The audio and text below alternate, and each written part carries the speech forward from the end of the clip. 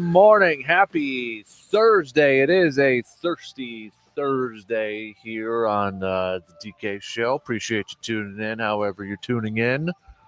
Radio dials, there's a couple of those. You guys know them, 105.1 FM, 790 AM, online at sportstalk1051.com, where you can also check out the link, the video link. Video stream is up there, too.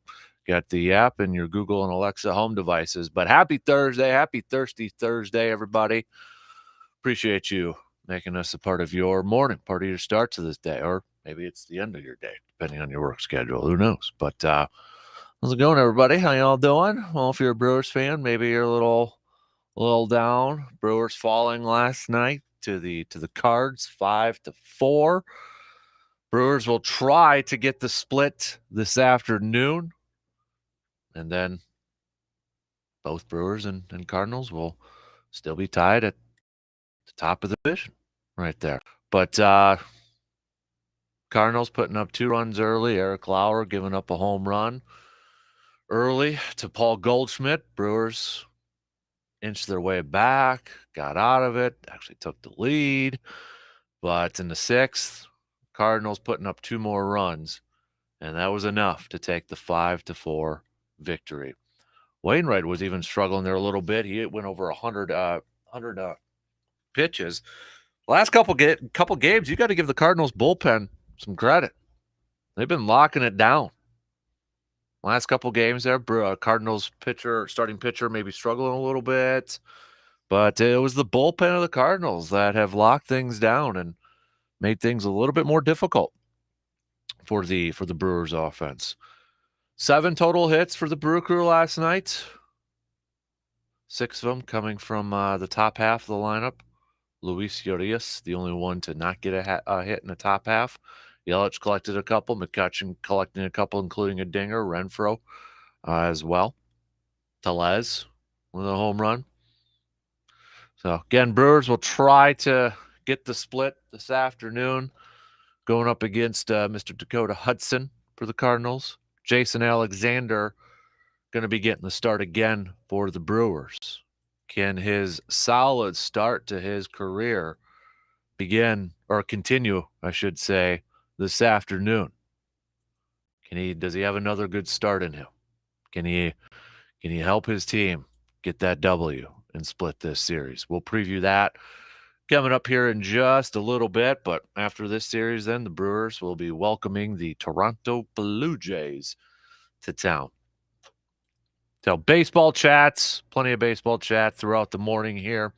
It is the NBA draft tonight. If that's something Hoops fans you're kind of paying attention to or kind of keep an eye on for the Bucks, but we'll see if the Bucks even make a pick tonight.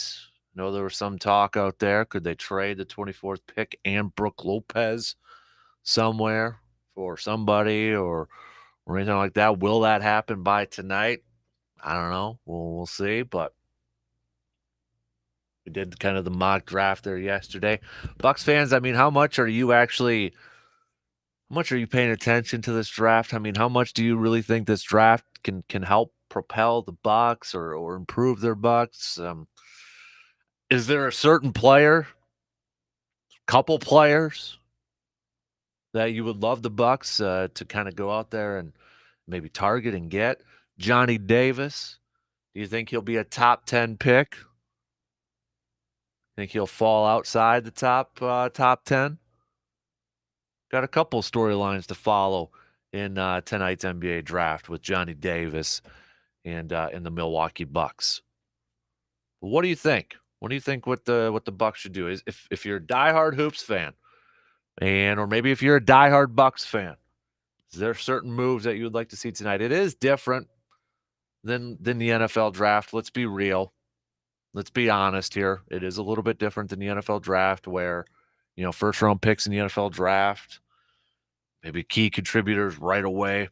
Hoops, back in first round. We've seen where guys, maybe role players, down a little bit further on the bench, maybe takes a couple of years to kind of get in that rotation. kind of feel like back end first round picks, there's not a lot of high expectations for those players right away. I mean, the bonus part of it all is like if they do contribute and become, great players right away. But I mean, think about it. When was the last Bucks first round draft pick to make big time contributions to this team? Hey, let me see if I can bring this up here. So, I mean, Dante? Was it Dante? Dante DiVincenzo? Because you're looking at the previous first round picks for the Bucks here. Let's go back since Giannis. Giannis was in 2013. Since then, they had the 2014 pick, Jabari Parker. Then you had Rashad Vaughn in 2015. Malcolm Brogdon was in the second round there. So that was a solid pick. Thon Maker in 16. DJ Wilson in 17. Dante DiVincenzo in 18. Kevin Porter Jr. in 19. RJ Hampton in 20. I mean, before Giannis, too, it was, okay, you got John Henson, and then, oh, yeah, Jimmer for that. Larry Sanders in 2010. Brandon Jennings in 2009.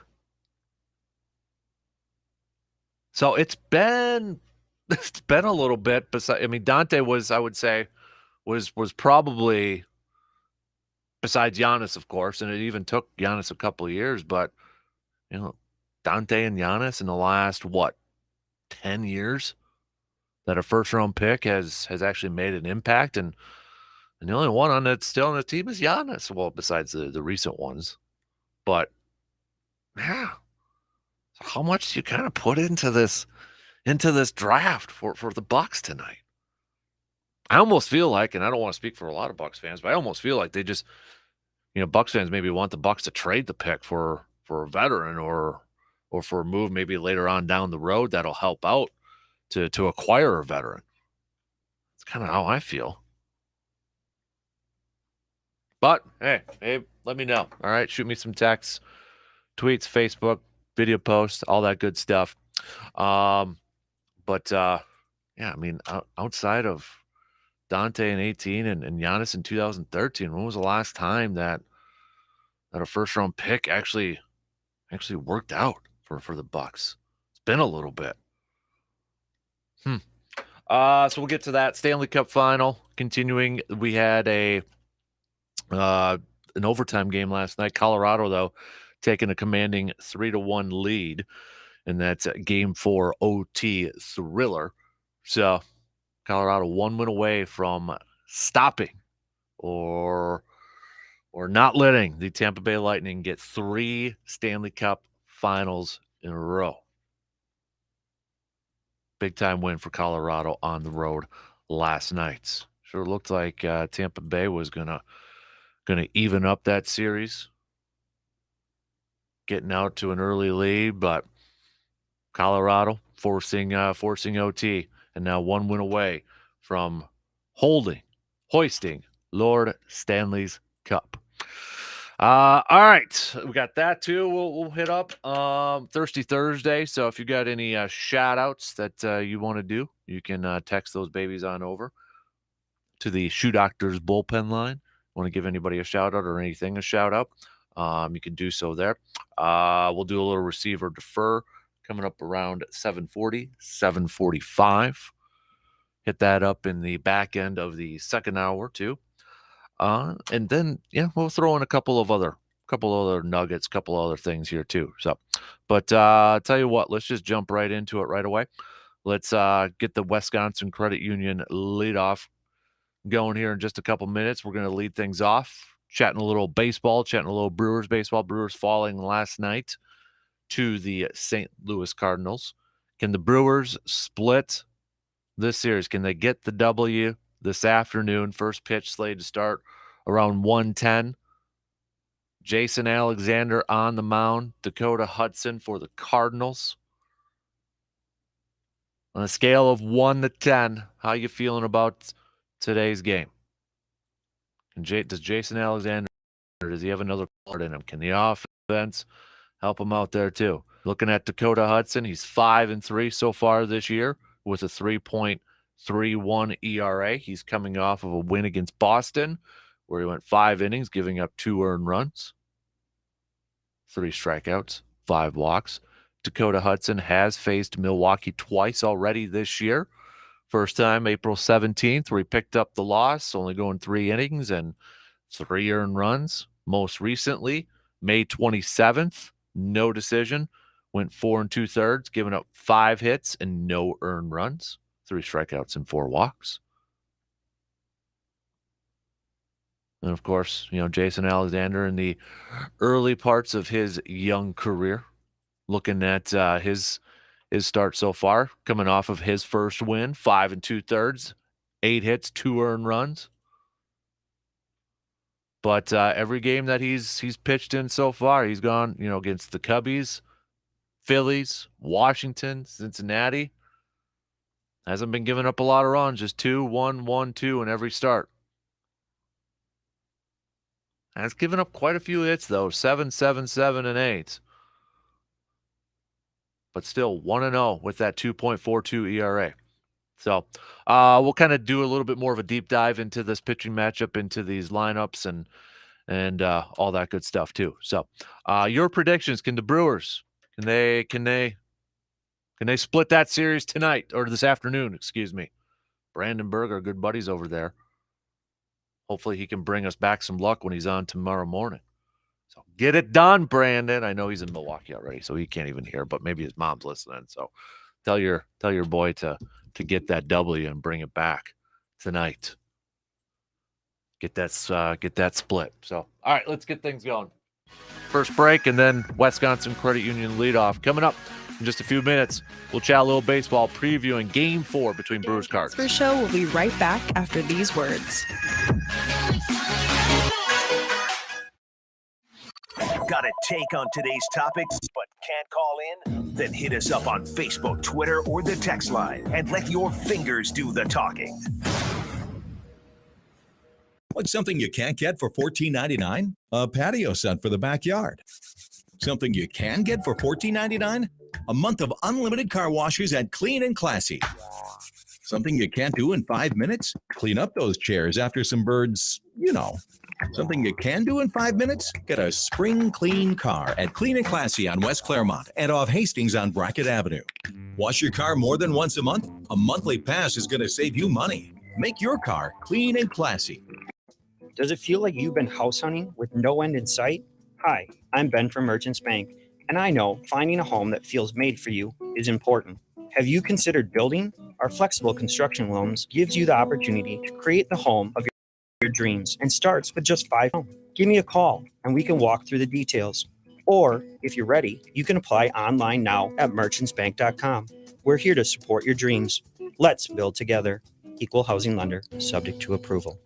I know it's summer, and the last thing you're probably thinking about right now is the fall and winter months. But if you're a hunter, those months are always on your mind. Right now, you're scouting and game planning for the next hunting season. Deer, duck, turkey, bear. You're checking those trail cameras and getting those food plots ready. But while you focus on that part of your preparation for the next hunting season, don't forget about your gear, specifically that hunting rifle or shotgun. If you're looking for a new hunting rifle or shotgun, look no further than Tilden Gun. There's no debating it. Tilden Gun has the best selection in the Chippewa Valley, all at the best price. Whether you're looking for new or used, ammo or accessories, Tilden Gun has the selection to fit your needs for the upcoming hunting season. Stop in and visit with Sean, and he'll help you find just what you're looking for. And you can also visit tildengun.com to see what they all have to offer. Summer is going to fly on by, people. And before you know it, it's hunting season. Make sure you're ready for the upcoming hunting season with the help from Tilden Gun. Summer is here, which means some summer road trips and vacations might be in your future. But as we can all see, those road trips might cost a little bit more this year. That means you'll need to save a little bit more money in getting your vehicle ready for those road trips. So what's on your list of things to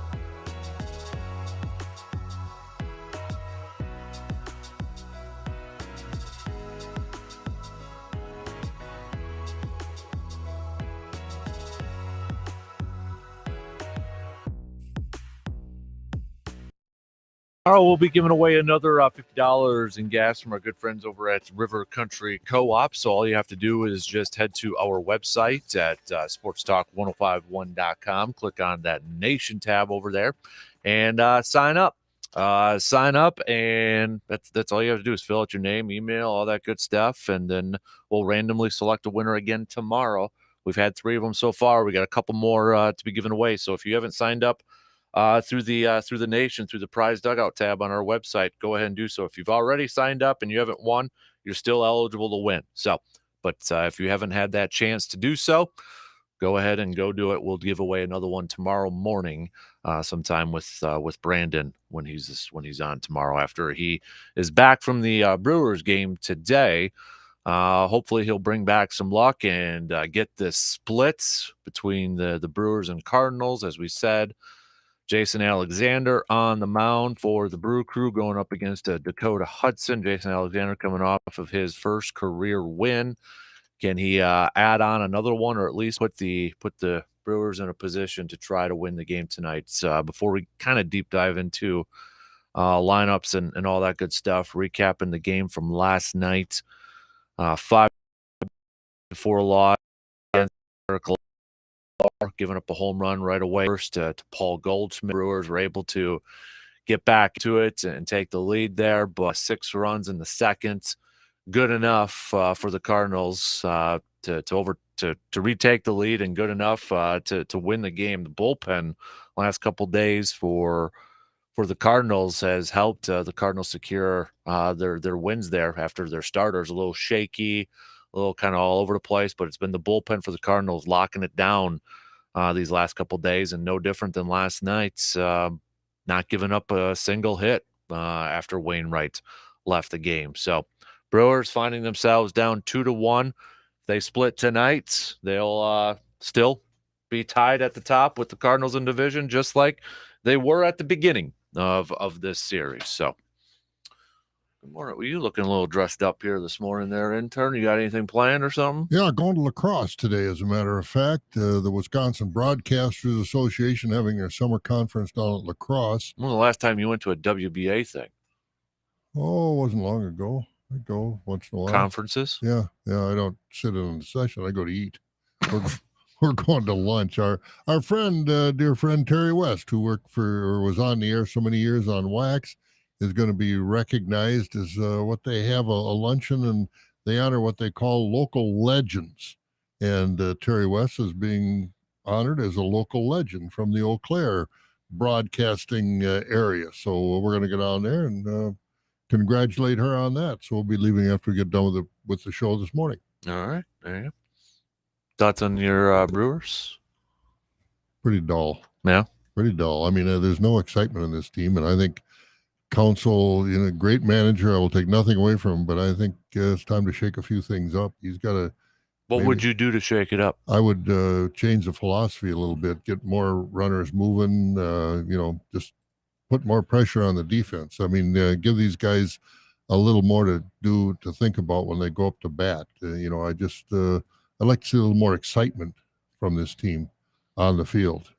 I don't have the exact answers, but I think Council needs to, shake a few things up. I don't know what the deal is. I was listening last night. I was out at the Chippewa Fairground, Northern Wisconsin State Fairgrounds, the Chippewa Dairy Month Chicken Dinner. It was a great night out last night for that. So congratulations, 52nd annual congratulations to the Chippewa Falls Area Chamber of Commerce for putting this meal on for 52 years to honor and recognize agriculture in Chippewa County and the surrounding area, and do a great job. And I was coming back and I was listening to Euchre, and he was talking about in the first inning, and I don't know if you were listening at all, but in the first inning and we talked about this 2, 3, 4 years ago when Goldschmidt was made available. Where was he? Arizona at the time. And we talked about, boy, he would be a nice one to get. And I know money's a factor, but I think he's earning his contract in St. Louis. We talked about how that would be the perfect fit in Milwaukee, because Euchre was talking about how well he hits in Milwaukee, how well he does against the Brewers. And this is a park that fits him so well. I think 2 or 3 pitches, hit the home run in the first inning, and Euchre says, "What did I tell you?" And he'd have been a good one to have, but you don't do everything perfect as far as personnel moves. But I know we talked about that when he was leaving Arizona. They were letting him go, and he's earned his money in St. Louis. Yeah, he absolutely has. Not a bad replacement after having a pretty solid first baseman over there for a few years. And Albert Pujols, I know Pujols back on a team, but still, not a bad replacement over there. No, Goldschmidt has really, really done well for the Cardinals, and I'm not panicking about the Brewers right now. I just think I don't know what they need, but they need these pitchers to come back, Peralta and Woodruff, obviously, and the injury bug is hitting them a little bit too. But Lorenzo Cain is now gone. What other moves might they make? I don't know, but they're not very exciting to watch right now. Earlier in the season, they were more fun to watch. They were moving hitters around. They were hitting the ball better, and right now they're in the doldrums. And every team goes through that every year. But the only thing is, remember last year, St. Louis, I think they won just about every game from the 1st of September till the playoffs. I mean, they went on a streak that was unbelievable. The Brewers had such a big lead, but St. Louis gets hot, runs off 10, 12 in a row. We might be 6 or 7 games behind. That's my concern. You talk about what are they kind of, I don't know. I would think maybe they're kind of looking around the market maybe for another center fielder. Now that Lorenzo Cain isn't there. I don't think Tyrone Taylor is a bad option right now. Well, no, but I mean, if you want improvement, if there's somebody that's better out there, do you want him to make that move? Do you think that's more important than and I don't know who it would be, a third baseman that can give you a little power and a little more offense? I mean, I think you just need power to begin with, whether it's come from center fielder or third base or wherever. I would just I want consistency. Because you're not getting it from your left fielder. I just want some darn consistency, a threat that you can lock in at in the middle of that lineup. Yeah, and Rowdy Tellez, correct? He's probably your most consistent. And I think that was his first home run in June, wasn't it? I don't think he has hit another home run in June until last night. It's been, I mean, his last 15 games, it's just been one home run. I mean, he's probably been your most consistent hitter, though. Yeah. He's at the highest average on the team right now, but still, it's. And I say that, not to degrade Rowdy Tellez, but I just say that's his first home run, I think, in June, to show you how, I don't know, how down in the dump, so to speak, that they are as far as hitting consistency. Yeah, he's only got one. Yeah, because of his, the first part of the season, he was on par to become an all-star. And I think that slowed down dramatically now in June, and that's what we talked about, 1st of June, Father's Day, something like that. We're going to find out where these Brewers are. And right now, I like where they are, 1 game behind. But 2 weeks ago, if you'd have said, well, by this time the Brewers will be 1 game behind, I thought, I don't like that at all. They have not played well the last, it's evident in their record. Mm-hmm. But they're short of players. I mean, Woodruff is gone. If you're healthy, that's different. But I think you got to cut them a little slack, because they've got some pretty important players that aren't playing, or aren't contributing. Right. No, and I think that's kind of a thing that maybe we tend to maybe not kind of give them a little bit of slack that way, because obviously, with Woodruff, who is a all-star, I mean, you're missing 2 starting all-star pitchers in this rotation right now with Woodruff and Peralta. And you're seeing those guys that are pitching aren't doing bad, but they're not Woodruff and Peralta. Not even close. No. I mean, even Eric Lauer is kind of, struggling a little bit, giving up the home run ball after his fantastic start. I mean, we were just talking about him a month ago. Was he the second best pitcher on the staff right now? And he's going through a funk giving up the home run ball. And he did it last night right away and put his team in a hole. But, Brewers climbed out of it and such. But still, that's something that he's going to have to, or they're going to have to figure out there a little bit. Maybe teams are, a little bit more scouting report on him a little bit and figuring it out after his good start. Because I'll tell you, you don't hide them for long. No. I mean, these guys go around the league once. A rookie comes up and hits it out of this world. The second time around the league, things change. Mm-hmm. These guys are pretty smart as far as watching tape and figuring out where their holes are. They know, and they can figure it out. You got to be a pretty special player not to have them figure you out. Right. I'm just kind of looking at some of the other numbers here for just offensively. God dang it, this thing. Stupid computer. Yeah, So well, hate I this know thing. it when you're trying to find the numbers when you need them. But I mean, the numbers, just sitting and watching the game or listening to the game, their first inning, Yelich comes up, little pop fly, and here Goldschmidt hits it out of the park. And, against Wainwright, how many times has Yelich faced Wainwright? Many, many, many, many times. And he just can't get it going. I don't know if there's some nagging injuries, his back or he did have a couple hits last kneecap. night. Yeah, I know it, but I want to see him move the ball a little farther. Looking at I was just kind of trying to figure out some OPS things here, and Hunter Renfro's 790.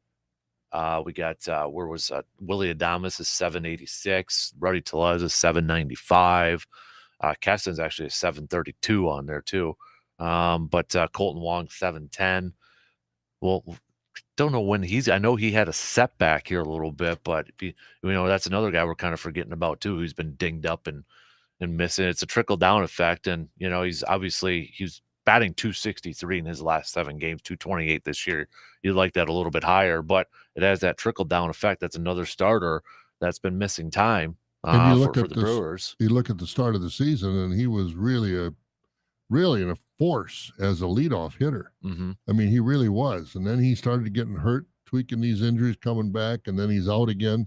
And so that's what I say. You gotta cut him a little slack until hopefully they get these guys back healthy, not back on a part-time basis where they play a game or two and then they got to rest. I mean, these guys are making a lot of money. They're playing a game, and I know it's a stressful game and it's a lot of work because you got to work out, you got to play. It's not like going out in the playground and playing ball. Obviously, it's their job and it's intense. But you got to get them back, and they got to play. Mm-hmm. That's the only way we're going to win. You got to have your best players on the field. With the Dodgers, when Mookie Betts went out with cracked ribs and he's going to be making some time, Dodgers, what do? They go out and they make some moves to try to regroup and bring in some depth there. Trace Thompson, they acquired him from the Tigers, that sort of thing. I know it's not Mookie Betts, but I mean, would you have liked? Is that something that Brewers fans would like to see? If you got some injuries, or you got like with the Lorenzo Cain situation, who cleared waivers, he's a free agent now. But when you make that move, Dodgers, they get an injury. What do? They trade for somebody right away. Would you like to see the Brewers do that a little bit more often? It's a money factor. I mean, Mm-hmm. the Dodgers and the Brewers are in such different camps money-wise. It's nothing for the Dodgers to do that. The Brewers got to look at their checkbook a little closer than a lot of those other teams. So I think in some ways you're dealing apples and oranges when you're talking about these franchises and making moves. I don't think the Brewers have a bad roster. I just want to get them healthy again. Mm-hmm. And I want to see a little more spark out of Yelich. He never has a news conference. I'd like to ask you, are you feeling good? Is the knee bothering you? Is the back bothering you? Are you having problems? What do you attribute this lack of production to? But you never hear him in a press conference. Mm-hmm. And as much as like Counsell, what he gives you in a press conference, there's no reason to go to the press conference because he never tells you anything anyway. Those guys are guarded. There's no animation in his voice at all when you listen to him. He's a manager, and in the dugout, he doesn't want to be basically with the media. So you don't get a lot out of that clubhouse as far as information is concerned. And those guys, you never see them at a press conference. I never do anyway. No, I mean, once you see them a little bit in their lockers, with some media time on there, like, especially the pitchers and all that stuff too. But I mean, it's not like obviously the NFL where Aaron's up at the podium after every game or something like that. It's mostly just locker stuff where they kind of talk for a little bit on there. And the only time you see him is have a walk-off hit or something like that in a or successful, Sophia after on the field afterwards, exactly. or we'll chat with them there too. So, but would you say Rowdy Tellez is the Brewers' offensive MVP right now so far this season? I would, because he's been there. The most consistent hitter He's up been there? the most consistent, and he's got the most time in. He's got enough time in he's won his letter for this year. He's got enough time in to do that. I like that analogy. And some of these other guys, Yelich has been there, but not offensively, not contributing the way he should. Got Adames with 14 dingers, Hunter with 13. That's what I say. These guys are contributing. It's just that where is that leader? Who is the leader offensively of the Brewers right now? You'd say Rowdy Tellez, but last night was his first home run in June. You got to have a consistent leader, on a team. Like a Goldschmidt? Like a Goldschmidt, or, it doesn't have to be for power. I'm not talking home runs. I'm talking, like we just were talking about Colton Wong earlier in the year. He was a difference maker. He was getting on base. He was getting critical hits when he came up in the middle of the game. Adames, and he has been hurt. He's been contributing. Urias, there's a lot of guys that contribute. At certain points. Yeah, exactly. Yeah. But it's a 162-game schedule. And, you can't contribute for 30 games and take 30 games off. It just doesn't work that way. Look at Aaron Judge. Mm-hmm. He might break the home run record this year. I mean, he's got 27 and 28 home runs already. And, we're not even to July yet. Mm-hmm. And so, those guys are there answering the bell. And, it's not just that you're there to play every game. It's that you're contributing. And the Brewers haven't had that consistent. They've had good players have good streaks this year. But, there's not even a Brewer even close to being on the All-Star team. Mm-hmm. That tells you something, too, even though they're have been basically the first-place team in that division since the beginning of the season. And you don't even have a guy that is being considered as a starter for the All-Star game. Offensively, right? Yeah, you just don't. Yeah. I was just kind of curious looking at some of the home run leaders and their batting averages here. And, I mean, the top half, Aaron Judge and Alvarez and Trout and Pete Alonso. I mean, you're talking 302, 315, 284, 282. But then it does drop down quite a bit. You got Byron Buxton, who's tied for fifth with 19 home runs with a 228 average. Anthony Rizzo's got 19 dingers, 231. Kyle Schwarber's got 19, but he's 214. Mm-hmm. Christian Walker has 19 home runs, but his batting average is a 208. So then it kind of goes back up there a little bit more with Mookie Betts, 17 and 273. And Goldschmidt's got 339 batting average, with, 17 home runs now. I mean, but the thing even is, Bryce Harper's hitting 326. Yeah. And he used to be the guy, remember a few years ago, we were saying it was all home runs and nothing. Yep. And he's hitting for average right now. But you look at those guys, Aaron Judge and Trout, the shift doesn't work when they hit the ball 400 feet. I don't care if you put 9 guys on the warning track. You're not gonna stop them when they hit the ball 400 feet. Mm-hmm. Yeah, no. And then, you got Ohtani, who made me look like an idiot yesterday. I posted up one of our questions yesterday is like, if you could only pick one to be on your team, who would it be, Aaron Judge or Ohtani? One night he hits that dinger, and then last night he fans 13 on the mound. For crying out loud. That's going to be an interesting. The one thing with baseball is like when they give MVPs, it sure seems like they don't care if that team's in the postseason or not. I mean, look at how many times Trout has won, but Judge or Ohtani. Ernie Banks won 2 years in a row as a Cubs shortstop. And I don't know if he ever played a playoff game in his life. Yeah. That's going to be an interesting. I think Judge will probably get it at this because he's got a little bit more fanfare. He's got one's in Los Angeles, one's in New York, but New York is still the media capital. Mm-hmm. Yep. So, but that's a heck of a run between those two right now. Yeah, you bet it is. Man, and perfect timing for Judge. I think it's tomorrow he has his arbitration hearing for how much money he's going to get paid. Not bad. The Yankees, he's not ever going to leave the Yankees. I don't think. Everybody's like, if he left the Yankees, it would be an absolute shock to me anyway. I would agree too. I would agree. I mean, Showtime. New York City. That's the Big Apple. You don't lose. You don't let a guy like that get away. Mm-hmm. You know, Frank Sinatra didn't sing about the streets of St. Louis. He was talking about the streets of New York. Mm-hmm. New York, New York, not St. Louis, St. Louis. You don't let guys like that get out of town. Unless he really, for whatever reason, didn't want to be there. But I don't, Oh, I think he's happy. Yeah. You know, he's got his own section. You know, all those people that come All to the right. game dressed in judge chambers. robes. Yeah. So I mean, it's a great side hustle as well for New York to have that, and I just can't imagine there's any way he's ever going to get out of New York. I can't either, and I think he's probably going to be the highest paid player. I would think. He's making it harder on their checkbook right now. I was going to say the first place is in New York. Second place, he's producing. The third place, they're getting a lot of publicity. Mm-hmm. You know, all that's left is to get into the playoffs in the World Series. Yep. But they're going to pay him. Yep. They're going to pay him. How much is the question?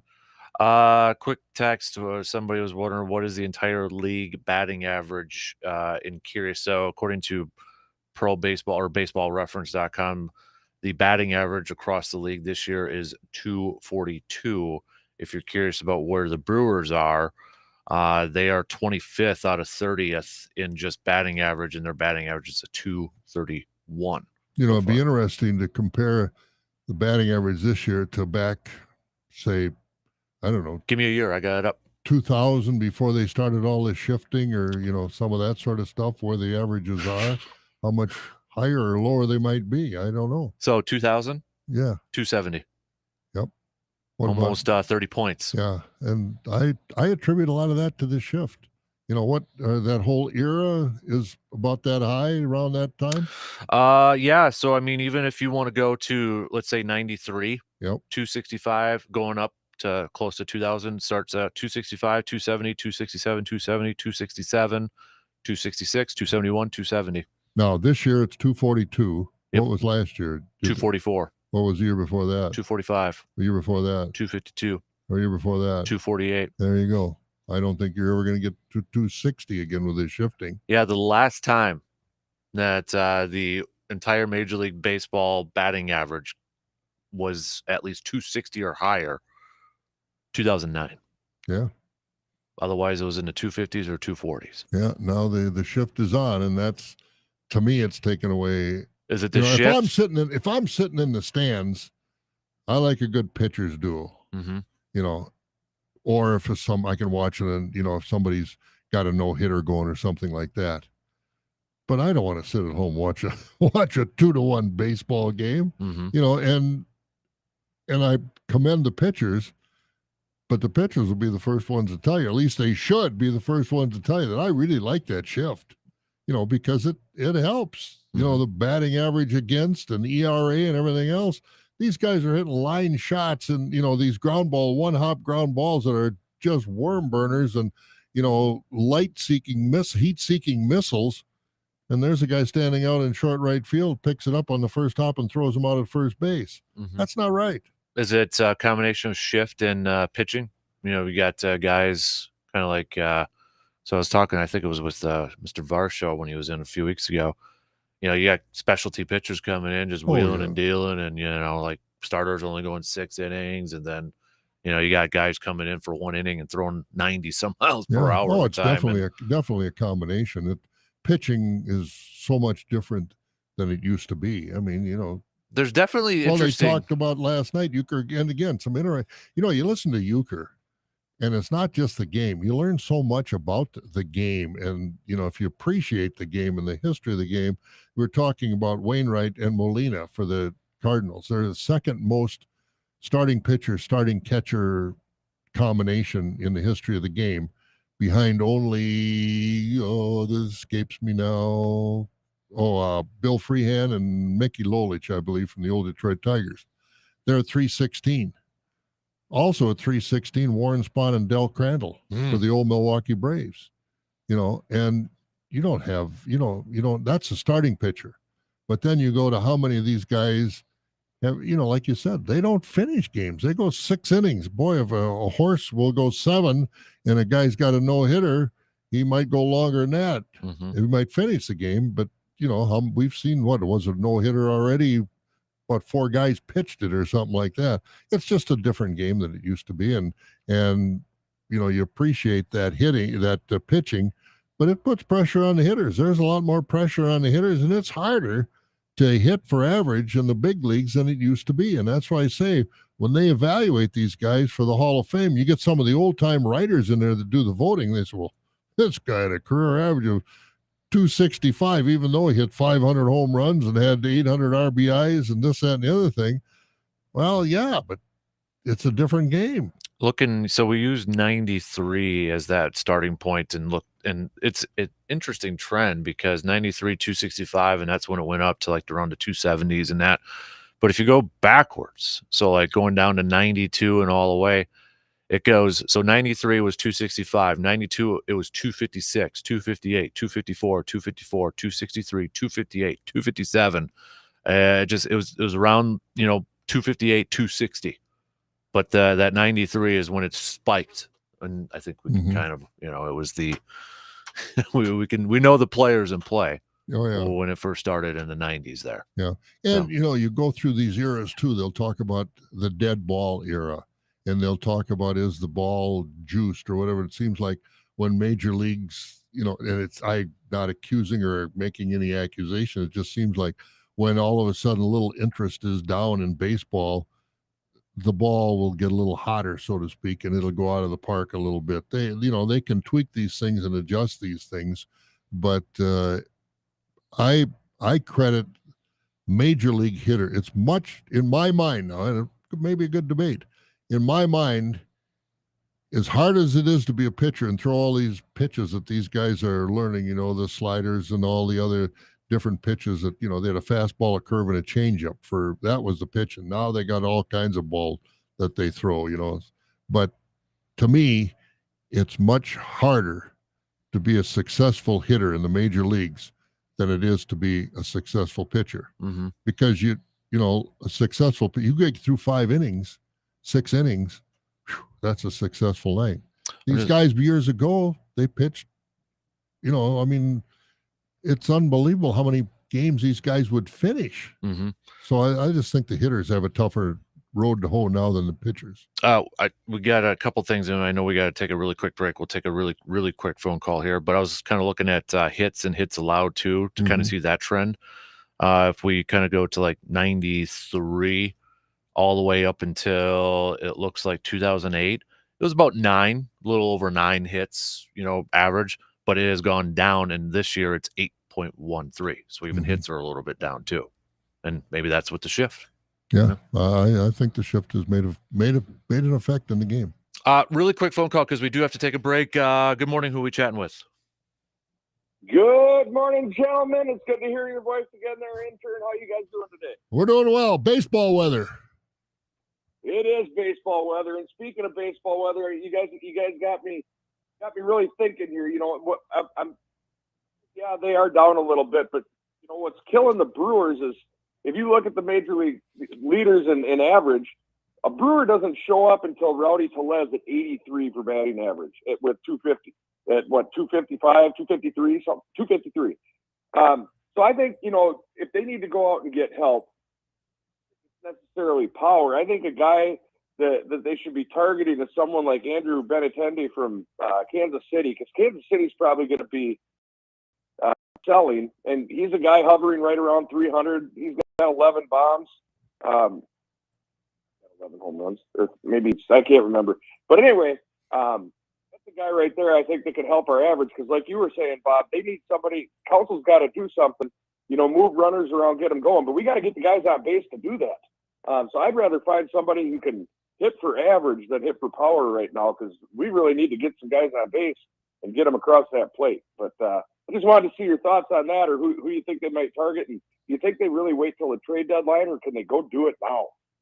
No, that's a good point. And I, from playing Appreciate the the game, phone call, by the way, C-Bomb. Yeah, thanks, C-Bomb. But thanks for having me. You bet. From playing the game, and we've all played the game at a certain level, but I always thought it was easier to hit a pitcher out of the stretch than it was out of their windup or their normal motion. Mm-hmm. I always thought it was better to hit, and if you can get guys on base, so you're hitting out of the stretch, I just think that's easier for the hitter. Or maybe that's just my personal feeling from, playing a lot of ball at different levels, but I always would hope the guy in front of me would get on base, step in front of one, get hit by a pitch, get on any way you can. Because I always thought it was easier to hit a pitcher out of the stretch than out of his windup. Mm-hmm. All right, we got to take a really quick break here. Ran a little long, but that's okay. Good combos. Keep them coming. Shoot us up with some text, 715-830-1912. Got the video stream, Facebook, Twitter, all that good stuff. Really quick break. We'll finish up the first hour. Then we got some hoops chat coming up next hour too. How much are you paying attention to this draft tonight there, Bucks fans? Hardly any, maybe. We'll discuss coming up next hour.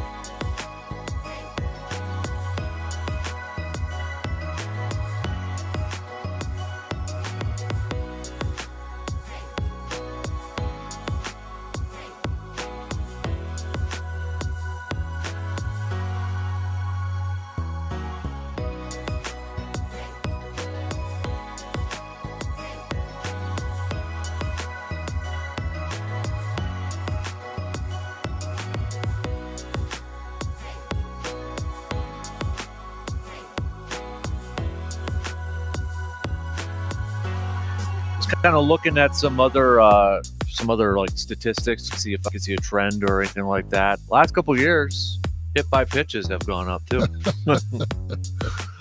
Total bases have gone down. Kind of looking at the average there too. Here's an interesting one: double plays, double plays grounded into have actually gone way down, continuing to go down. But the thing with that, it only includes the standard 6-4-3, 4-3, etc. double plays. So just Really? the standard double plays there, but those have gone down. Double play's a double play. I don't care how you get it. Yeah, I don't know. It says here only includes the standard 6-4-3, 4-3, etc. double play. Hmm. All official season totals do not include. Okay, yeah. Okay, I'm just kind of looking at some weird numbers. They got numbers for every darn thing on here. Why would they include all double play? I don't understand that. It's like saying, well, we're only including doubles that are hit to left field. Yeah. You know, I don't understand that. No, I don't know. But yeah, it just says double plays grounded into. Oh.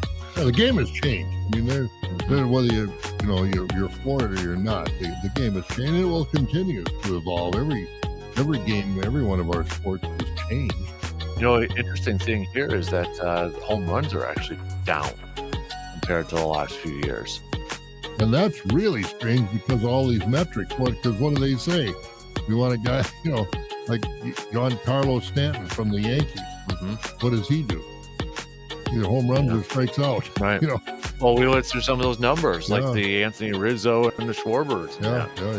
But yeah, home runs allowed is at 1.07. Last year was a 1.22, 1.28, 1.39 in 2019. Wasn't that long ago. It was just right at 1 or barely over 1. I mean, 2014 it was 1 per game. Yeah, 2014 was 0.86. Wow. 2013 was 0.96. 2015 was a 1.01, but then it skyrocketed right after that. Boy, that seems like a number to question. Boy, oh boy. Because you watch baseball and man, oh man, there's what I saw or heard too last night in the Cardinal Brewers game. And I don't know if there were any more hit after that, but that's interesting number that I would not have expected. Yeah. The most, so home runs allowed or hit or allowed the season with the most, if we sort it out, was 2019 at 1.39, then 2020 1.28. How far back did these numbers go? 19. Oh man, they got in the 1800s. Oh really? Wow, that's a surprising statistic 1871, according to Baseball Reference. They go all the way back. So, interesting. I wouldn't have guessed that. I would have said it had been closer to 3. Of course, this is not per game. This is per team. Right. Okay. Yeah. But yeah, all the top numbers there, 2000s. 1, 2, 3, 4, 5, 6, 7, 8, 9, 10. 9 out of the 10 all coming in 2000s. The loaner, 1999. So, all right, 1 hour in, 2 more to go. Let's talk some hoops. Coming up next. WAYY Eau Claire, W286CK Eau Claire, Sports Talk, 105.1, 790 AM. Sports Talk 105.1 with the very latest local news.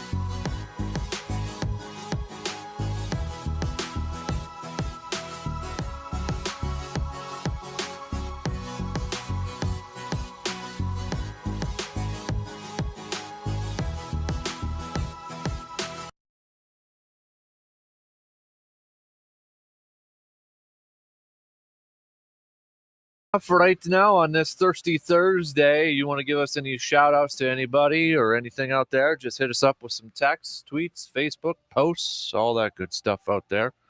You want to acknowledge somebody or something out there?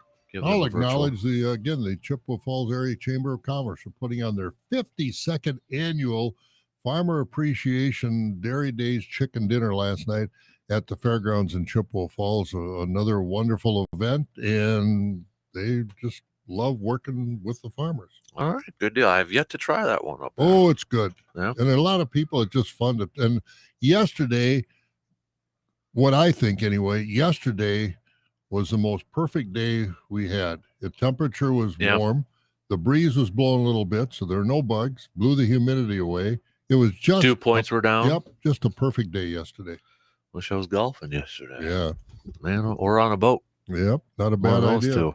So, surveyor saying, "Well, gosh darn it, I'm cleaning that up a little bit. I hate it that I agree with C-Bomb. We just need more guys on base, and to get out of June." So there you go. Yeah. Well, that's what we were talking about.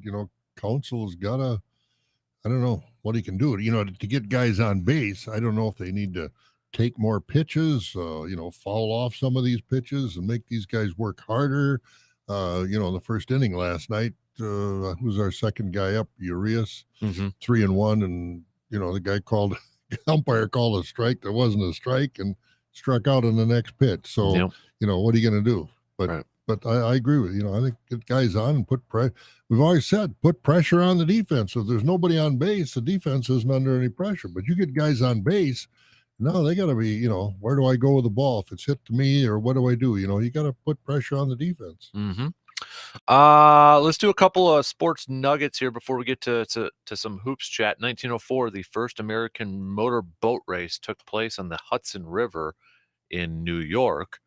Ernie Shore of the Boston Red Sox in 1917 replaced Babe Ruth and retired all 26 batters he faced. Ruth had been ejected from the game. So that's tough after one batter. I was going to say. Must have been a really bad call by the umpire. Oh, man. 1972, U.S. President Richard Nixon signed the Higher Education Act of 1972. Title IX of this congressional act barred sex bias in athletics and other activities at colleges receiving federal assistance. 1996, Michael Johnson broke the world record for the men's 200-meter race. He ran it in 19.66 seconds. I think I have, or I did, that Sports Illustrated cover. Oh, do you? I know I had a Michael Johnson Sports Illustrated cover when I used to get it as a kid. That's kind of one Olympic athlete. Kind of forget about it a little bit. I've been getting Sports Illustrated since 1959. Man. The only ones I save are the swimsuit issues. You could have some more money if you would save some of those older ones too. Well, there are guys that have saved every one. You look into their garages are just full of Sports Illustrated. Yeah.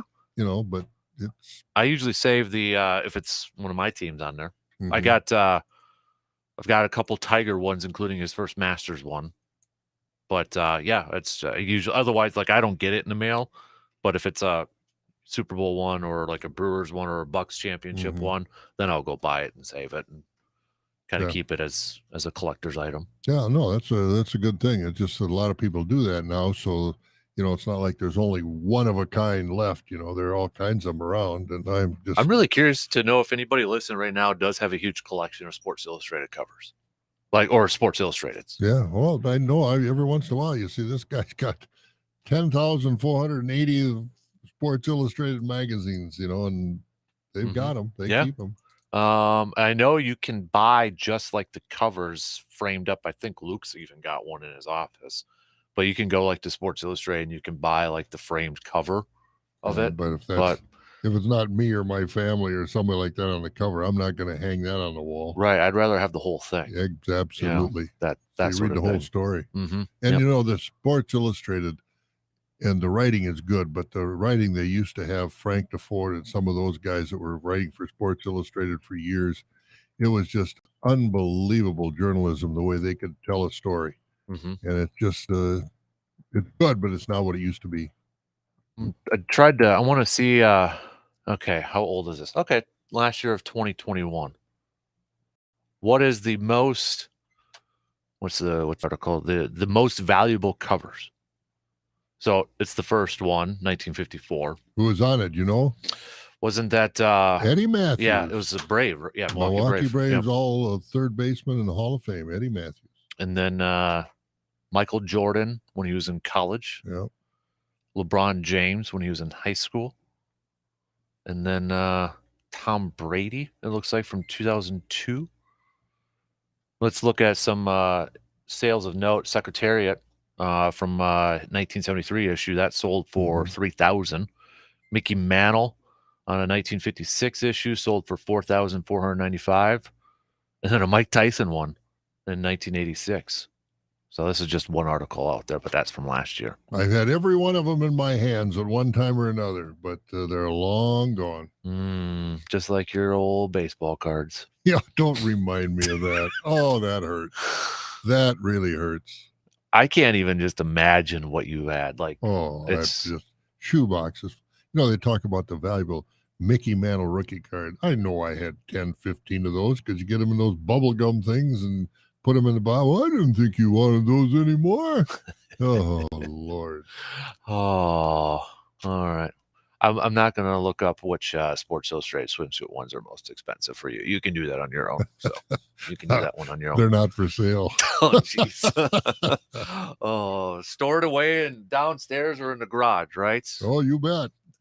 I don't have them all. It's just if I happen to have saved it, but I got a lot of them. Well, if he happened to save it, you must have been a good one. So.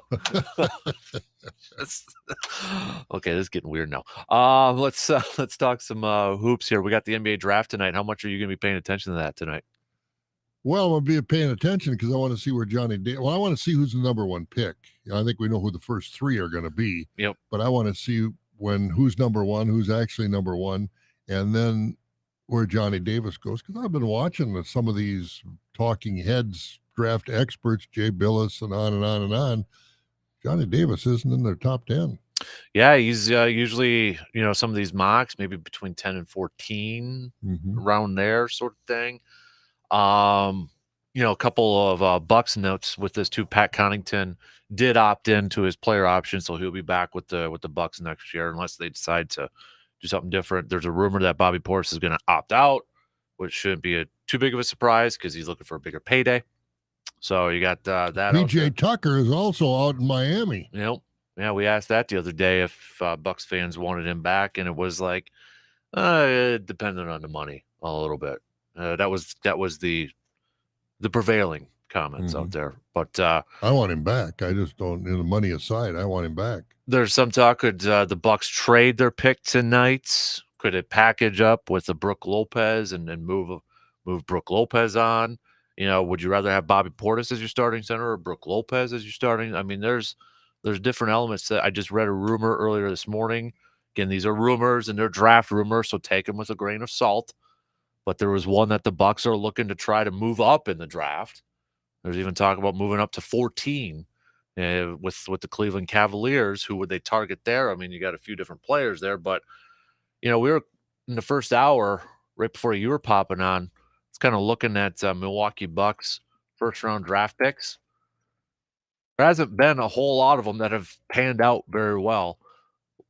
Giannis in 2013, but then maybe it was Dante DiVincenzo in 2018 as your next first-round pick that actually played halfway decent or played well. Well, that draft is so different than like the football draft. You're looking at 7 rounds, and you're looking at guys that you hope all 7 rounds can play. In the NBA draft, top 12, 15 guys. After that, they're going to the G League, or they're going to trade them, or they're going to do something that they really don't care about draft choices. Yeah. I mean, you look at the back end of the first round on a lot of these teams, it's like, well, no, I'm not picking on him, but like Sam Decker was a first-round pick, and he barely lasted in the league. Yeah, exactly. And it's just, it's a different animal. I mean, these are your latest first-round picks from the Bucks: R.J. Hampton in 2020, Kevin Porter Jr. in 2019, Dante DiVincenzo in 2018, DJ Wilson 2017, Thon Maker 2016, Rashad Vaughn 2015, Jabari Parker 2014, Giannis. Is he even in the league anymore? I don't think so. Because I know it was he and Wiggins that year, and Wiggins, of course, with Golden State now has a ring, but Jabari Parker turned out to be kind of a head case, and went back to Chicago and just where he came from, and just never really panned out. He played 12 games for the Celtics this year. Okay. But even before that, played 10 games for the Celtics and 3 for Sacramento in the season prior. So not really. But yeah, then you had Giannis in 2013, and then John Henson in 2012. Remember the Jimmer Fredette pick in 2011? Oh, yeah. Larry Sanders in 2010. I mean, so these first round picks, again, it's like, how much do you put a lot of stock in them? I don't think But after you get past the first 12, maybe you really don't expect they're going to play a lot unless Yeah. they're a real surprise. And then, like, the thing is with Giannis, he was a 15th overall pick. But with, like, some of these players, you do have to be a little bit patient with them. So credit to the Bucks for being patient with Giannis, and then Giannis, working his tail off to get better than that. But it's such a lot of these players, you kind of wonder, like, well, it's such a, got to hurry up and get going. It depends on the team if they're going to be that patient with these players. Well, it's not only the teams, it's the players themselves and their families. Henry Ellenson from Rice Lake, great player. He was not ready to come out. He should have stayed at Marquette for another year or two. He was not ready to come out, but he did. And I think he's probably making good money playing in Europe or someplace. But his dream was to play in the National Basketball Association, not to play in front of strangers in Italy or Greece or wherever he's at. I don't know, but I'm sure he's making money. But part of it now is these kids, it used to be they go to college, even if they only went for a year, at least, they went to college, they had a structured environment. Now these kids, an article in Sports Illustrated, is it this week or last week, about the best guard or the best player since LeBron coming out. Well, he didn't play, I think he played 1 or 2 years in high school, and he went to the G League and this, that, and the other thing. He's from Georgia or someplace, living in an apartment in San Diego or someplace, playing in that instructional league. And, he's out there all by himself. His folks are going to move out there to be with him, but it's different. And I don't think these kids have gotten enough coaching. AAU, that's a lot of basketball, but it's not a lot of coaching. And there's a lot of difference to be said for that. Yeah, you get a lot of reps. You do a lot of shooting. You play any defense. How much, you can jump over. Most of these guys will jump over their opponents and rebound. But do they ever learn how to position themselves for rebounding? Do they get the coaching that they need to adapt the skills that they need to play in the NBA? That's changed too. And I think the kids suffer more than anybody. Just kind of, you can almost make the case that the Bucks have been better at second round picks as of late. I mean, Jordan Nora was a second rounder in 2020. We saw him a little bit this year. We know Malcolm Brogdon was the second round pick. That worked out pretty darn well there too. So, I mean, there's been at least as of late, recent memory, second round picks have worked out just a little bit better for the Bucks there. But I go into this thing and, like, for fun yesterday, I did a mock, but I can tell you right now, that's the most difficult thing to try to figure out. Oh, it is. Because with the NBA draft, there's going to be, we could do a line of like 5.5 over under how many trades are going to be tonight.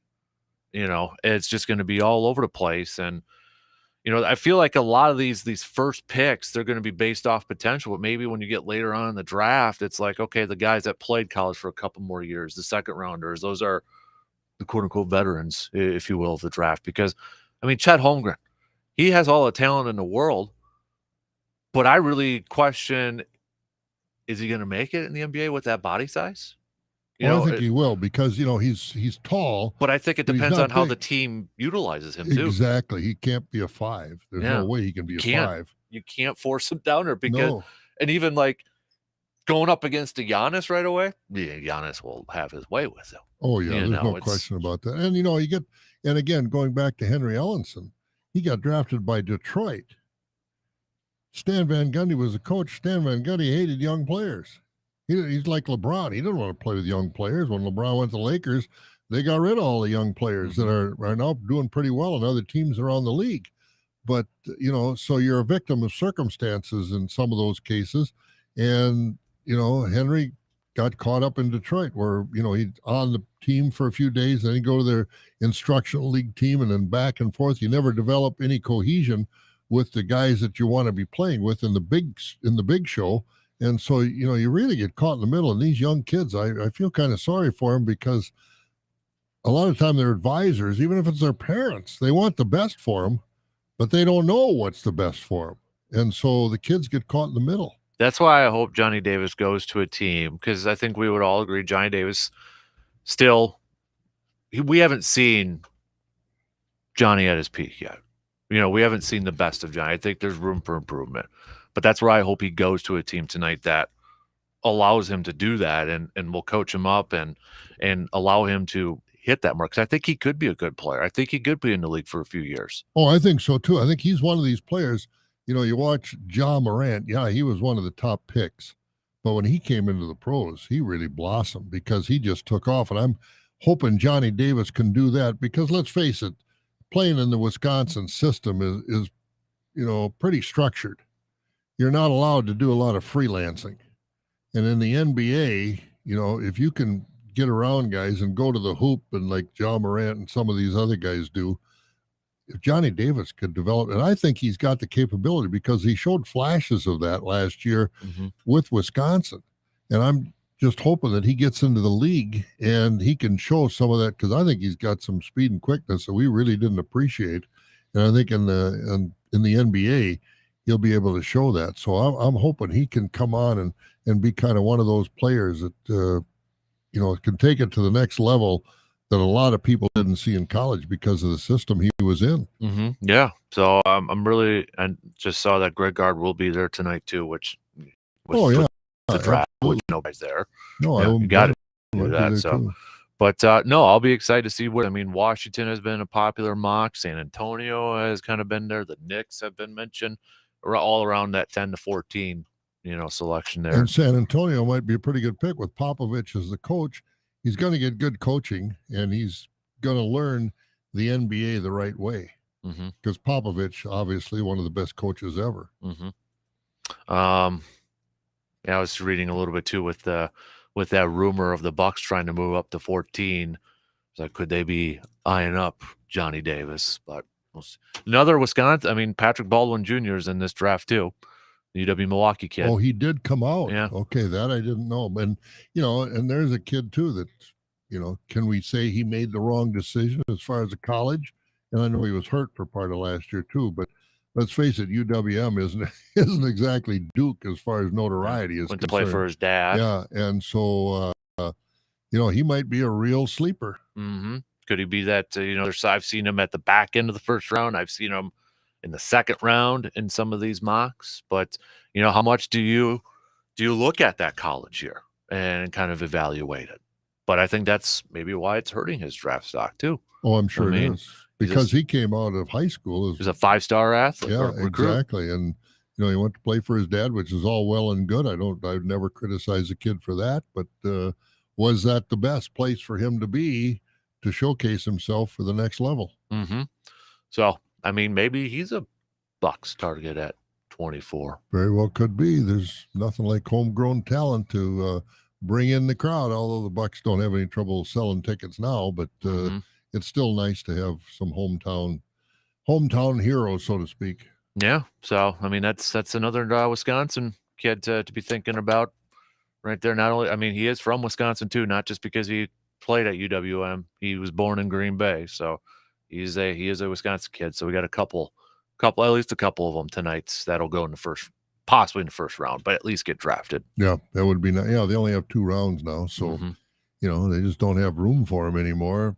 Then it is weird to think that even like in the 90s, they had how many, like 7 rounds or something like that. It's because Kukoc, was it Kukoc? No, I don't think it was. No, not Kukoc. It was somebody else I'm thinking of.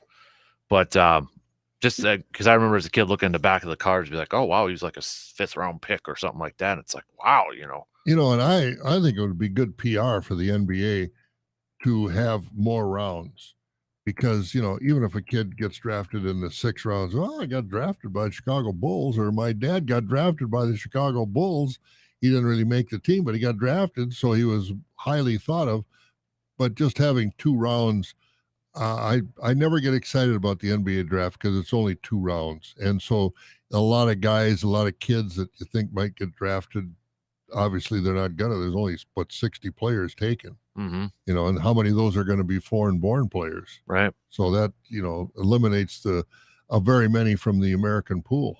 Yeah, it was 1985 when the draft was shortened to 7 rounds, and then by agreement with the National Basketball Players Association, drafts from 89 onward have been limited to 2, which gives undrafted players the chance to try out for a team. So I don't know why I keep thinking Tony Kukoc is my example there, but that's not the right example. So that was the whole Jerry Krause trying to find a replacement for Pip pick right there. If you remember from the Last Dance. Oh, yes. Sort of thing. Yes. But still, it's hard to believe even back, that 85, to have 7 rounds. 7 rounds. And then, your team, 15 guys, 15 players on there. But you bring in, players and for camp, and I'd like to see them go back to that, but I know the Players Association, the guys that are already in the league, they don't want those guys coming in and potentially taking their jobs. So there's a lot of politics involved in it too. We're going to see a few guys too that decided to go to the G League instead of college get drafted in that first round too. So, that was, another option. And we're going to see a couple guys that actually worked out for them going over there and getting paid for a little bit. And then they're going to be drafted fairly high. I think those kids, that article in Sports Illustrated, this one kid that's supposed to be the greatest thing since LeBron, he's not eligible till next year, but he's playing with kids that are going to be. They figured 4 of the kids he played with are going to be drafted, and they sign $1 million contract or something like that to be in the G League, and they're given apartments in the city where they're playing and this, that, and the other thing, so they take care of them. But I'd like to see more kids, because these are all so many unfamiliar names in the draft now because of who knows who's in the G League, who knows these foreign players until they get here and start playing. I think that's the big thing. I was thinking about that the other day. No familiarity. Yeah, because I remember as a kid, I loved the NBA draft, but you knew a bunch of those players. Oh, you knew all their names. Right. And I'm not trying to discredit, the foreign-born players. It's just we don't know a whole lot about them. Yeah, it's just different. We just don't know until like, oh, okay, that's – how many people knew who Giannis was when he was drafted? Not a lot of people, I can't imagine the commissioner got his name right either. Yeah. No. So, now, it's like, thank you, John Hammond and all that. But, the highest G League player is probably going to be Dyson Daniels. And he's from G League Ignite. And he averaged 11.3 points per game. But, how many people know about him? Yeah. And there's going to be one kid drafted from Kentucky, Shane Sharp. Yeah. Never played a game for Kentucky. Mm-hmm. But he's going to get drafted out of the University of Kentucky. It's just a different world. Mm-hmm. Remember the 05 North Carolina Tar Heels, Roy Williams over there? The second overall pick was Marvin Williams, and he was the 6th man on that team. Yeah. But that's just the way it goes sometimes. So, holy moly. I remember when Philadelphia 76ers drafted in the first round a kid out of Wisconsin. What was his name way back when? He wasn't all that good at Wisconsin. They took him in Albert Henry, I think was his name. They took him in the first round. Yeah. And I don't think he played enough to get warm. He would just, they took a flyer on this kid, and he just never materialized, never turned out to be anything. But he was a first-round pick of Philadelphia back then. Al Henry, yeah. What year was that? 1970. Yeah. Was the 12th overall pick. Yeah, and of course back then they had, you could afford, well, you never want to make a mistake in the first round, obviously, but they had more picks to come in to kind of save face. But now you only get 2 picks. You don't want to make too many mistakes. This is all they have for his Wikipedia page. That's it. Well, he didn't deserve any more than that. He played at Wisconsin. The world, everybody in Wisconsin was shocked. Al Henry, the first round, nobody could. It was like, I don't think the scouts for Philadelphia had a job the next year. Must have been like related to some of the later Raiders scouts when Al Yeah. Davis was, drafting some players. it And that. was, but and then sometimes they'll take kind of Giannis, a good example, an unknown player, and look what happened. So, lightning can strike. Yep. I still love the Terry Porter one though. I remember that as a kid. I can picture the exact card I had. I think it was a Fleer. It was 92, 93 Fleer, and just always looking at the back like, well, he played at Stevens Point and drafted in the first round. UW Stevens Point and drafted. Always thought that was the coolest thing as a kid. Had a good career. Yeah. Really good career. Not bad as a coach for a little bit there too. All right. We are a little bit behind, so we got to take a quick break before we get to a little receive or defer here this morning. But is there a certain player you would like to see the Bucks kind of target tonight, or any type of moves? Do you think the Bucks will make a pick tonight, or do you think they will trade it? What do you got for us? Let us know. Hit us up with a text, tweet, or Facebook post. You're or listening to the Dan Kasper Show. Video post. Summer.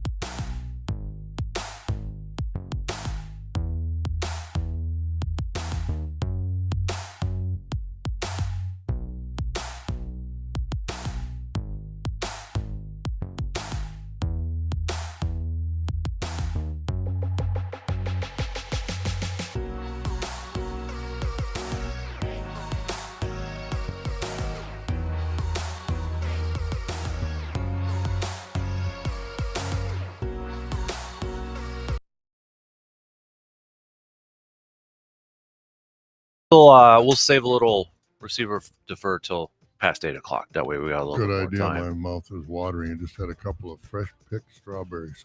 Oh, they're out on the table over there? Or? They will be for a little while. That boy. Don't get anything on your nice shirt over there. I don't know. Where this bugger today? Yeah. Luncheon. I don't know if you watched any of it yesterday, and I'm not going to get into a political thing, but they had the meeting or the Congress thing with Washington Commanders and Roger Goodell yesterday. I'll just say this: that turned into quite a sideshow. Holy I didn't. moly. I watched about 2 minutes of it. That's all I could watch. I was on my way. Yeah, I mean, I don't know if I think maybe 40% of the time was on Washington. They had questions about Deflategate. I mean, they had questions. I mean, they were just, I guess it was an opportunity. Hey, Roger Goodell's here, so we're going to ask him about everything, including Tom Brady and all that sort of stuff. I mean, it was just it was a sideshow. It really was. I mean, it was Congress. What did you expect? Oh, I don't know. I really didn't know what to expect. So that's why I started. I'm like, okay, I'm done. This is, I think I lasted 5-10 minutes on that thing. Yeah, no, It was holy moly. But the one thing that I guess to come away from it is that Dan Snyder now is subpoenaed to appear. I did see that. We'll see if that amounts to anything over there. But I mean, they even asked him questions about why is the Barstool president banned from going to NFL games? I mean, it's like, oh, okay, whatever. But yeah, Inside the Beltway is a different world. I'll tell you, I've never been closely involved, but I've been out there enough to be around the Capitol and the world. Yep. By the way, a surveyor said that the 3 most expensive Sports Illustrateds were the 3 that we mentioned: Secretariat, Mickey Mantle, Mike Tyson. The most expensive swimsuit issue is the first one in 1964. I know I don't have that one. Well, it's only worth about $25. So that's from Surveyor Sam. Mm-hmm. So they're not worth a whole lot, apparently. What year was that? 1964. There's more material in one swimming suit in that one than in all the swimsuits in the last few years, I think. There's not a lot left to the imagination. And I always laugh because then the letters to the editors will be, how can you do that, degrade Sports Illustrated having a swimsuit issue, and on and on and on. And, some of those same guys write in every year. So yeah, I'm canceling my subscription. So they didn't cancel their subscription. So it's just a fun alternative thing to look at. Yeah. Yesterday though too. Speaking of the, I like the scenery. That's what I like. The oceans. Oh, I thought that's what I look at. I thought you were going to say with the articles. There aren't any articles. But yesterday too, with football, since we're kind of on that topic, Tony Saragusa passed away at the age of 55. And I was looking at some stuff, and he did an interview with Howard Stern a few years ago, I think it was, and he talked about how his dad passed away at the age of 48 from a heart attack, and it was just kind of, it was Tony held his dad while he was having a heart attack, and at the age of 48, and here Tony Saragusa passing away at the age of 55. I haven't heard what he passed away from or anything like that. Well, I think you can make a pretty good wager that it was probably the same genetic defect that his dad had. I mean, that travels from generation to generation.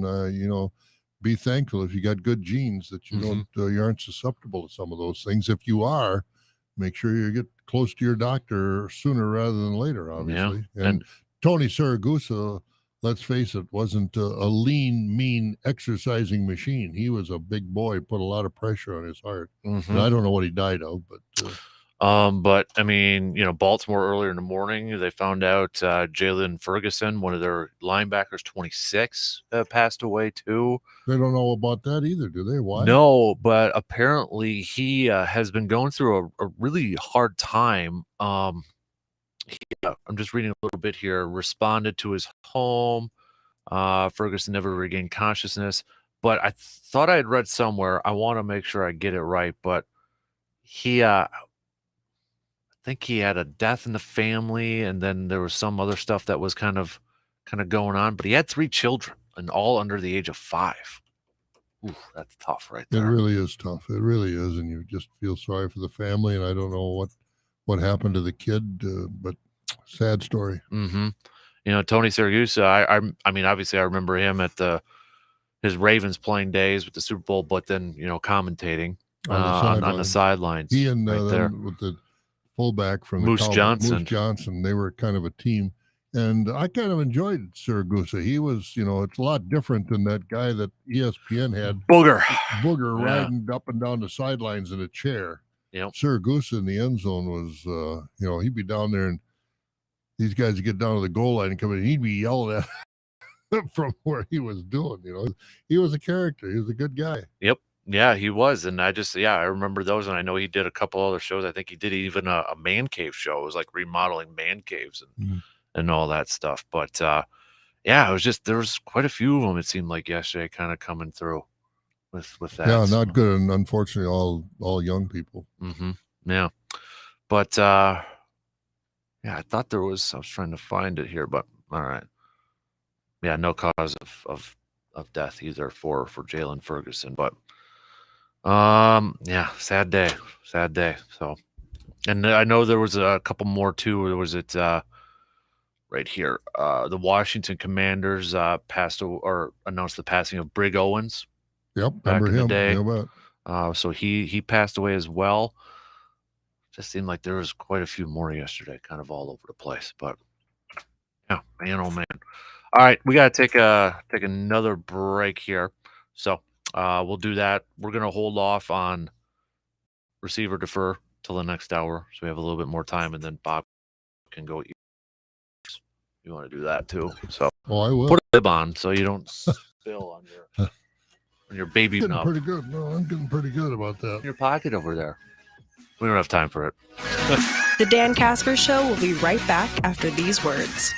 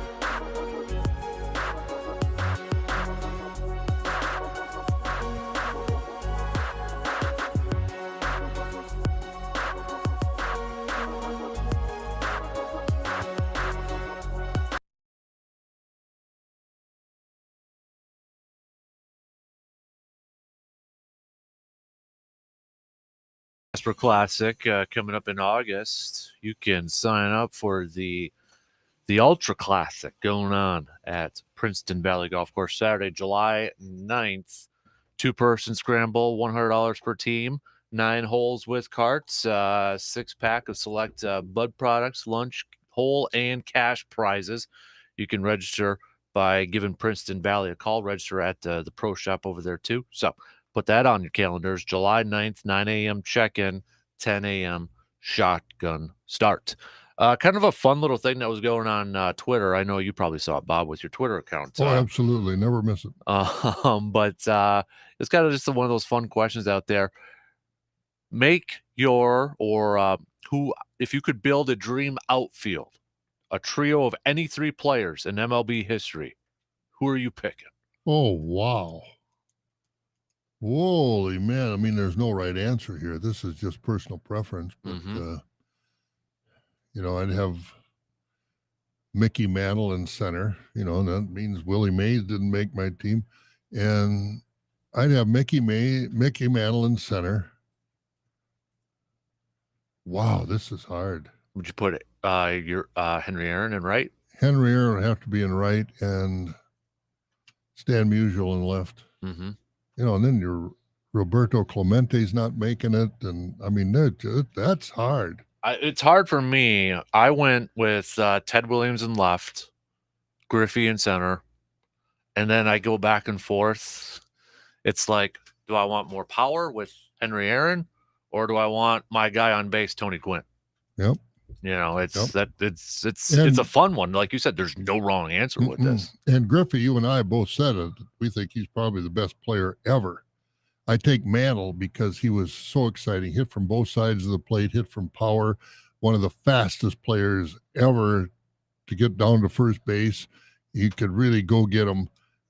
That's hard. Mm-hmm. Man, oh, man. The rest of you, I'm curious to know, everybody else listening, what your trio would be for outfielders. Hit us up with some text, tweets, Facebook, or on the YouTube video stream on there. But I saw that, and it's like, I like questions like that. It kind of makes you think and go back to history. I mean, technically, if you wanted to, you could put Ruth, since he played outfield. Yeah, Babe Ruth was basically a right fielder. Yeah, I mean, if you construct your all-time team, I'd probably put him at DH on my team. But that's probably a good point. That's where he belongs. Yeah, I'd want a little bit more athleticism, speed, coverage out there.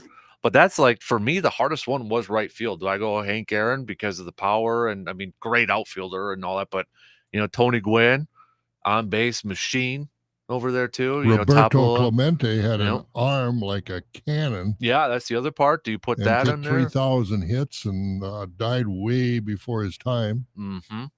There's a bunch of good ones you can go on there, man. Well, you had, Hal Kaline from Detroit. Mm-hmm. I mean, he, came up as a 19-year-old kid. He was a perennial all-star, won a World Series. I mean, there are just so many great, more than one or two greats in front of their name that you could put in there. DiMaggio? Yeah, he was a center fielder. Mm-hmm. But nobody. DiMaggio, I wouldn't.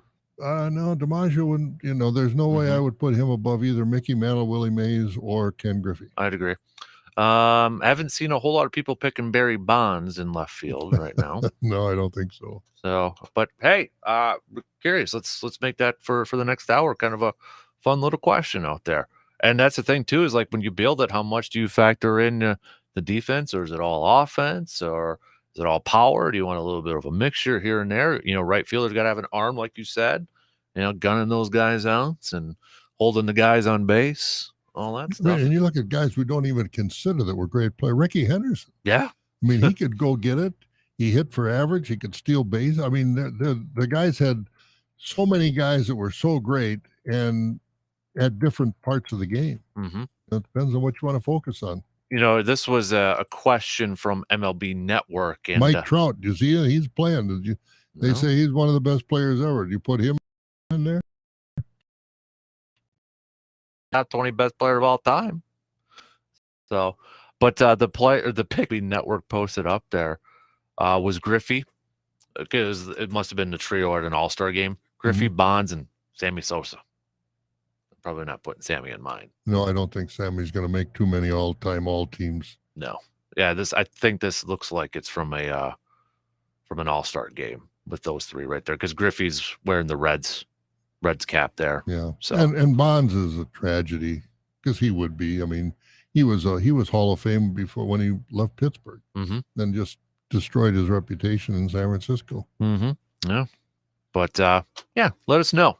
Hit us up with some text. I'll check out the texting line coming up here in a few minutes. But I think a lot of it too is probably dependent on generation. Maybe you grew up watching, a little bit too, because I didn't see Mickey Mantle play. But I saw Griffey Jr. play, so I want him in there. Oh yeah. But I know a little bit of history in Ted Williams. I mean, with that bat, yeah, I'd like that in my lineup there too.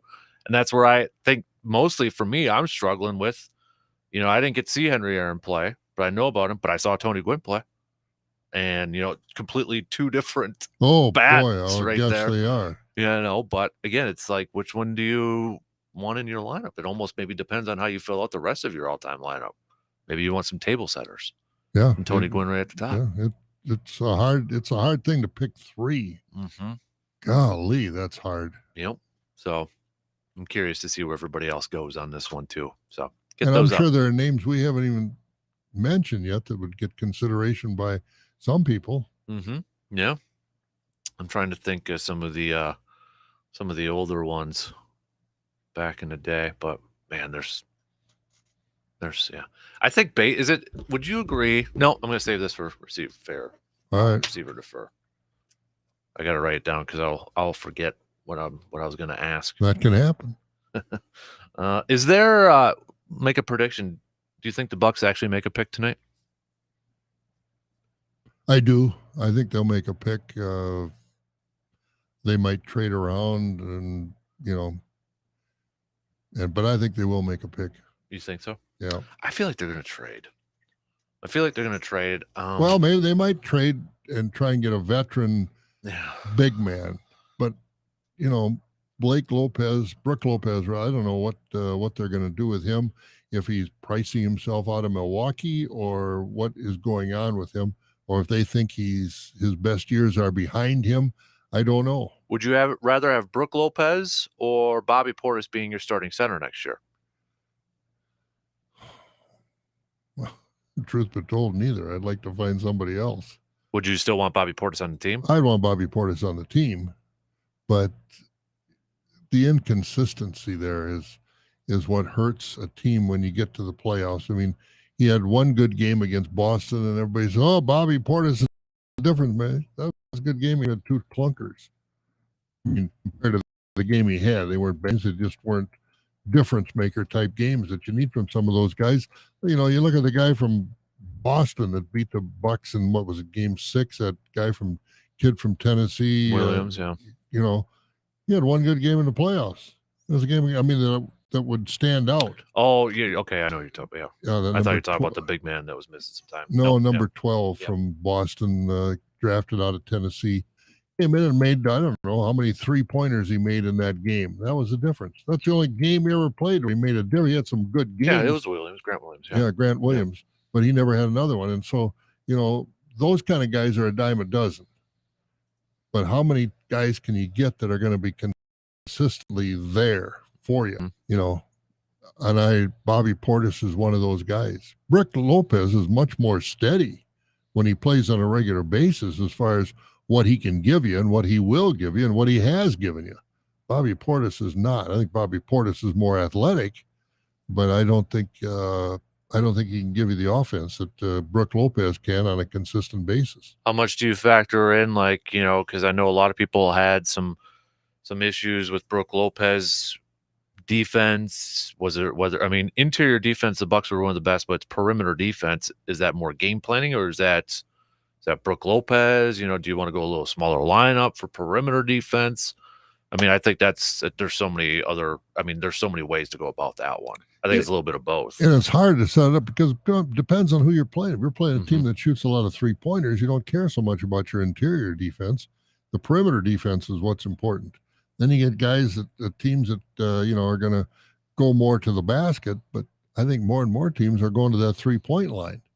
And they're making a difference from the 3-point line. So if Brooke Lopez is going to be a liability more than an asset in that kind of a defense, then you got to maybe look at moving him and getting somebody that's a little more, not only more aggressive, but quicker and can play that perimeter defense a little better than Brooke Lopez has, because that, let's face it, 3-point shot's not going away anytime soon. Right. Nope. I get it. So, all right. Shot clock's going to cut us off. So, if you had to build your trio of baseball outfielders, you can pick any trio, any player throughout history. You can build it. Who would it be? Text us. We want to see some good ones out there. 2 in, 1 more to go. We'll kick off the final hour doing a little receive or defer after these quick words. WAYY Eau Claire.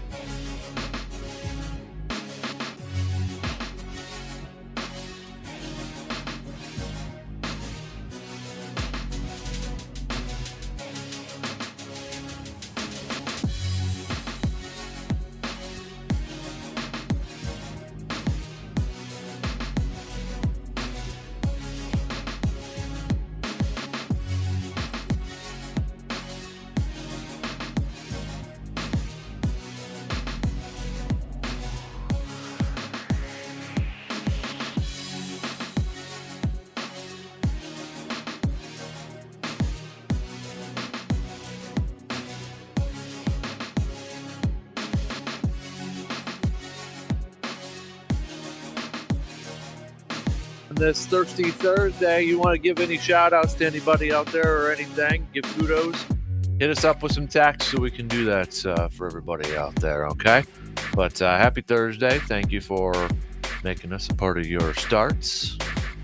Gonna be a little warm again out there, so a little hydration out there. Ty Cobb was another one we forgot. Throw him in that conversation. I thought there was like an older player back in the day. But, yeah, he was.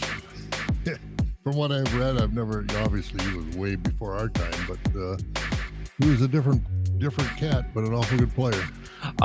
We had a Ted Williams, Roberto Clemente, and Henry Aaron pick so far on Twitter there. I'll check out the texting line here in a little bit, see if we got any. But you don't have a center fielder in there. Those three guys, there's no center fielder in that outfit. You go Clemente if you had to put a center fielder in there. He'd be the one, but he's not a center fielder. So the rest of you text it. I'll open it up here in just a little bit. Ready to do a little receiver defer? Kicked off this hour. So the one I was going to ask before I forget it. So, when we always try to figure out the best players of all time in any sport and all that, receiver defer, it's easier to rank the best players in history in baseball than any other sport.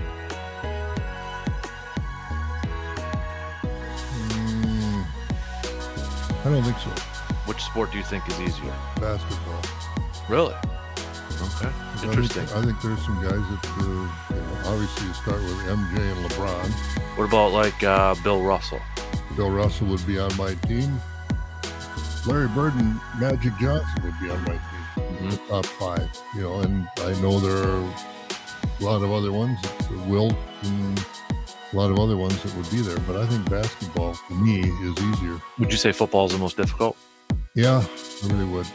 Because, Brady's everybody said Brady's the GOAT, but is he the best quarterback of all time? As far as, what do you mean by a quarterback? By, skills? And again, you're comparing, you go back to the Unitas years and some of those, they were calling their own games. Bart Starr, and these modern quarterbacks don't call their own games.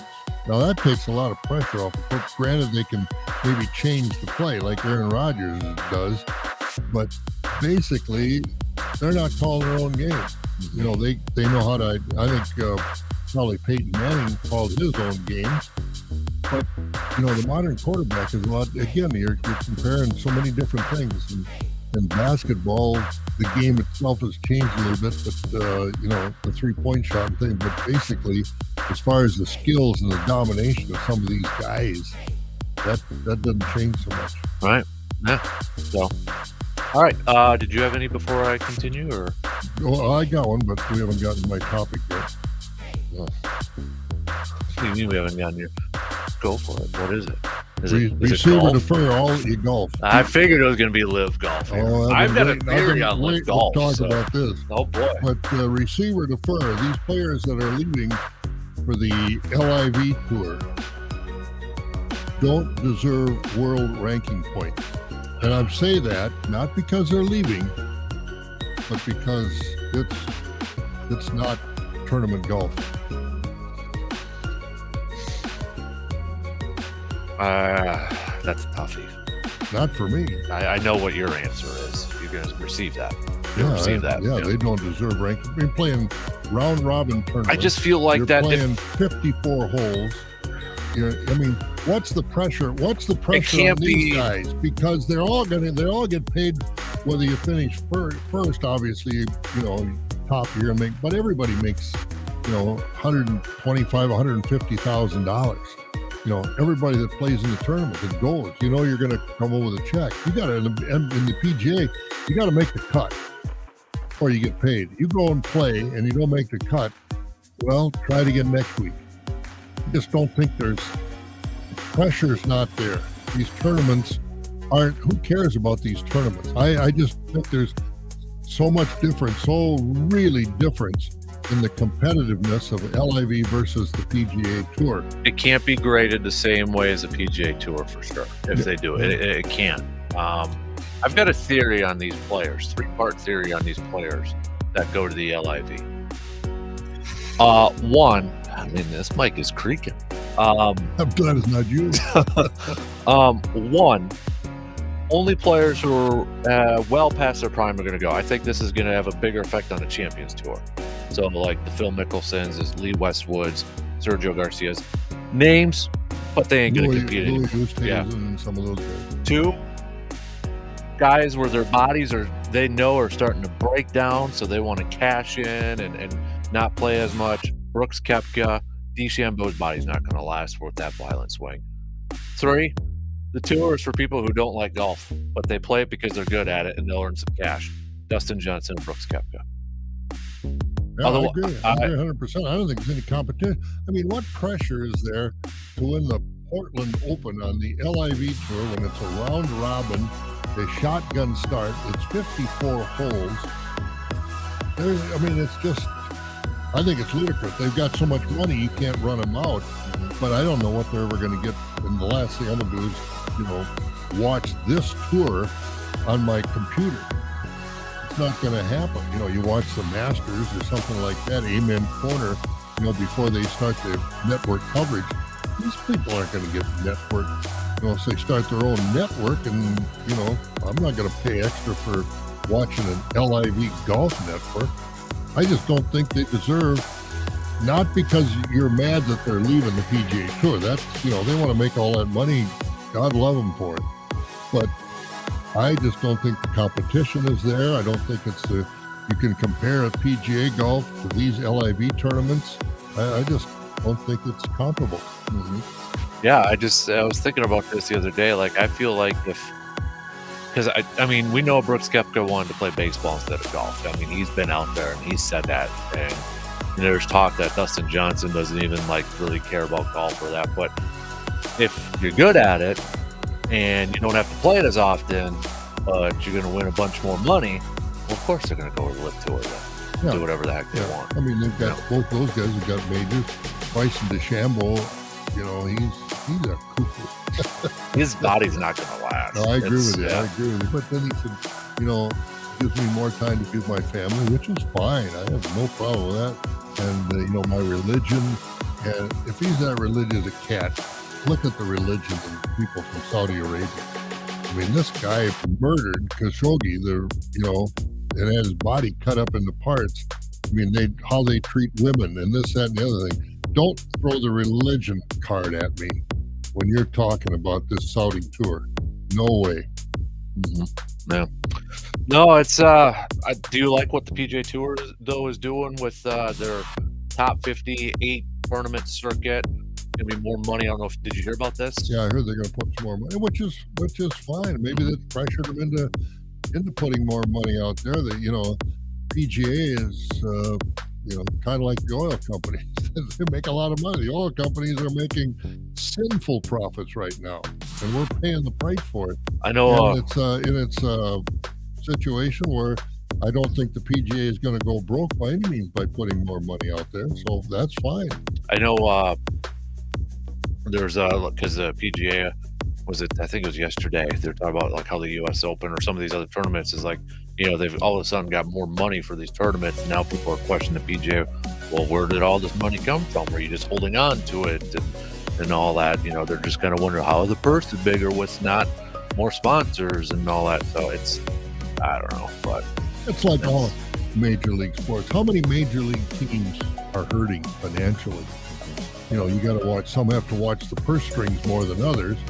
But when you look at the Yankees over the threshold, so they got to pay a luxury tax, and maybe the Angels pay a luxury tax, and that goes back to teams like Pittsburgh, Cincinnati, Milwaukee might even get some of that as well. And what are they doing with it? The owners are putting it in their bank account. Mm-hmm. That's what's happening to it. These teams aren't hurting. If there are any that are hurting, they're very much mismanaged. Right. Because they've got so much revenue coming in. So, the money is probably there, and, but I don't feel sorry for a guy like Mickelson, because let's face it, he's lost a lot of money gambling. Mm-hmm. And if he thinks it's the duty of the PGA to put more money so he can feed his gambling habit, that's not right. And so, there are a lot of stones to throw in this situation, but I don't think this LIV is in the best interest of golf. And I'll tell you, golf is better watch it because, remember before Tiger came on, how golf was kind of fading. It really was. Yeah. Tiger saved golf. Oh, yeah. There's no Tiger Woods on the horizon that I can see right now. And so if this thing goes for 4 or 5 years and, Brooks Koepka left, now Abraham Answer, a young kid from Mexico, Kevin Na is left and gone to the LIV Tour. They've still got the great players that are still on the PGA Tour. But if they start picking more of those off and this LIV Tour goes, but only way it's making money is, and I don't think it can make money. I just think the Saudis have so much money that they don't care. They're looking for places to throw money, and golf is one. What happens if all of a sudden they start a soccer league? Yeah. And all of a sudden they start bringing some of the big guys from the European soccer teams. Well, didn't somebody try doing that a couple of years ago? Wasn't there an organization? Yeah, but nobody's got money. Nobody like did the Saudis. that. Yeah. Nobody's got money like, because the Saudis don't care how much they lose. They got more to put in there. Right. So if it would start with other sports, then it'll be interesting to see what happens. And there's only so many sports you can do that to. You can't obviously do it for baseball. You're just not going to do it. But I don't know. I just question, and you mentioned it already, the desire these guys have to be giants in their sport of golf. Koepka wanted to play baseball. Dustin Johnson, where is his real desire, how great he wants to be. Mm-hmm. And so I just think this golf better watch it. Well, that was kind of my next receiver defer was, do you think at this point in time in golf that there are more players that are playing on the tour or made, whatever tour, but there's more players now on there that really don't like golf, but they're just playing because they're good and they cash in money?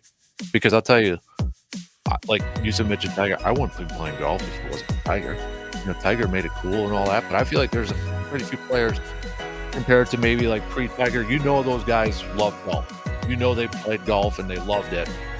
I think there's a good group of players on here that are on there because they know they're good at it and they're getting a lot of money on it, but they don't necessarily love to play golf. No, I don't agree with that at all. I think these kids love to play golf because Tiger loved to play golf and he showed them what it was to be competitive. And you look back in the days. I don't think there's a lot. I think there's a few on the tour right now that don't like to play golf, but they're on there because they play. Brooks Koepka being one of them. Well, yeah, Brooks Koepka, but I mean, I'm talking about some of these younger guys. I'm not talking about though. I'm just talking like some of these guys right now, like in years past. We wouldn't have thought about that. I don't know how good a baseball player Brooks Koepka was. I don't know how good he was, what level he ever played at that was competitive. I don't know if that matters. I just think it's like, it does, because he's got to be looking at. But I can make millions and millions and millions by the time I'm 30. I'm comfortably rich. If I play baseball, do I make it to the major leagues? But that's my question. Is like he's playing golf because he knows he's good at it, but he can also cash in on it. Whereas he doesn't like to play golf; he'd rather be playing baseball. That's the question. It's human nature. I'm gonna go where I can cash in and play. I understand that. I understand that. But that's the question: is there more guys like that on tour right now? I don't think so. I think there is compared to pre-Tiger and all that. Those guys are on there because they actually liked playing golf. Now I think there's actually a good chunk of players that are on there that they're good at it. They may enjoy it, but it's not their passion. They don't care about it. Brooks Koepka, Dustin Johnson, and all that. That's cool. I'm talking about those guys are in their mid-30s. But the question is, younger guys. Yeah, but my question was, is there more of those type of players now than what there was before? Even if it is just a few more. I think there is this year. But I think there is right now. Because golf used to be a passionate sport. Like, if you loved golf, you were on there. Tiger opened the door for a lot of people to try out golf and test it out. They may not like it, but it might not be their passion. But I feel like there's a few golfers that are out there right now that don't have the passion that a lot, like Rory McIlroy has the passion for golf. That guy's like in every freaking tournament every weekend. He loves golf. He loves the game of golf. I feel like there's a chunk of golfers right now that are just on there to cash in, get some money. I'm not saying there's anything wrong with that, but I just feel like there's not as much passion for the game. Like you were saying, the passion to be great. I don't think there's that many golfers. I shouldn't say there's not that many, but there's a few golfers that don't care about that. Yeah, I think there's a difference between the passion to win and the passion to be great. I think some of those guys go out there, you win 2 or 3 tournaments in your PGA career, you get some endorsements, and then you're set up. Right. But I go back to Hale Irwin. Hale Irwin was an All-American defensive back at Colorado. He could have played in the NFL, but he wanted to play golf because his passion was for golf more than for football. Yeah. And so, you're going to find a few of those all over. And, the mindset, how many have a mindset over, like Jack Nicklaus and Palmer and Player and Tiger and Rory and some of these other guys that, I'm going to do what it takes to win here. I'm not going to just hope I have a good round on Sunday and can win the tournament. These guys are grinders. They know what it takes. I mean, the background work they do on a golf course, on the guys they're playing. I mean, that's what it takes to be a champion. And I don't think, and Brooks Koepka is and Dustin Johnson are perfect examples of guys with great talent. But I don't think they've got the intestinal fortitude to compete with a guy like Tiger. I mean, when Tiger won the Masters, Brooks Koepka was in it, but he couldn't get there. And I feel like that's in every sport though too. I mean, how many times have we seen football players say like, yeah, it's not, I mean, Trey Wayne's just retired, the younger dude, but he's not into it. I mean, we've heard it in basketball. We've heard in every sport that there's baseball. I mean, we've seen players like, yeah, it's not really my passion, but they go in and they cash in for a few years and move on. But these, like the 60s, you knew those guys loved playing football. They didn't make a living off football. I was just going to say the same thing. You look at all these guys, and you go to Green Bay. You used to go to Green Bay in the summer. There were guys tending bar. There were guys selling insurance, guys selling cars, guys working construction. I mean, it wasn't a year-round job for them because they weren't making the kind of money they're making now where they've got to keep themselves in shape. You look at all these guys, the off-season of what's going on, these NBA players, they're taking a few weeks off and having vacations, spending time with their kids, but it won't be long, and they're probably still going to the gym 2 or 3 hours a day. They never used to do that. The passion is different. The money is different. You cannot, if you got any kind of talent at all, you cannot not work on your craft more than they used to in the 40s, 50s, 60s, even into the 70s, because the money is so different. I mean, this is hand-me-down money for these golfers. I mean, Brooks Koepka, Dustin Johnson have so much talent. And I'm not saying they don't work hard at being great, but I don't think they have the same mental drive that Tiger, even Phil Mickelson, when he was younger, and Rory and Justin Thomas and Jordan Spieth and Colin Morikawa, these guys are driven to be great. And I think, but I agree with you. I think too that some of these guys, I think Brooks Koepka has kind of a laissez-faire attitude of, well, if I win, I win. If I don't, I'll, go hit a few more practice balls. But that's not the intestinal fortitude that you need. And I think to be that all-time great. For me as a fan, that's why I'm kind of getting drawn more to Rory. Yep. In an essence, because one, he's being outspoken about this, but you can tell that guy is just, he loves to go out there and play. So does Justin Thomas. Yeah. Those two guys, I think, have more drive than anybody right now. Jordan Spieth is a great player. Morikawa, all these guys are young guys and have been successful. But I think those two guys have set themselves apart as far as being the real drivers and the real guys that drive themselves and really work at being winners. And rightfully so, they're getting the attention that they deserve now, too. I think so, too. And that's where, like Rory, I'm like, we knew him for a while, but it's like ever since this, he's been so outspoken. But, you start to pay a little bit more attention to him. He's in the field again after a major. He was in the field the week before the major. I mean, he's all over the place right now. Doesn't have to be, but he's out there. And I think a lot of it, he's getting money, but dude just likes to go out there and compete and play. Yeah, he does. And, And that's why I say golf is different right now with this LIV and the PGA. I just don't think they're comparable, and you can't compare Rory to Dustin Johnson in the rankings. Yeah. Because Rory's paying these tournaments that are competitive. You don't win, you don't get paid that much money.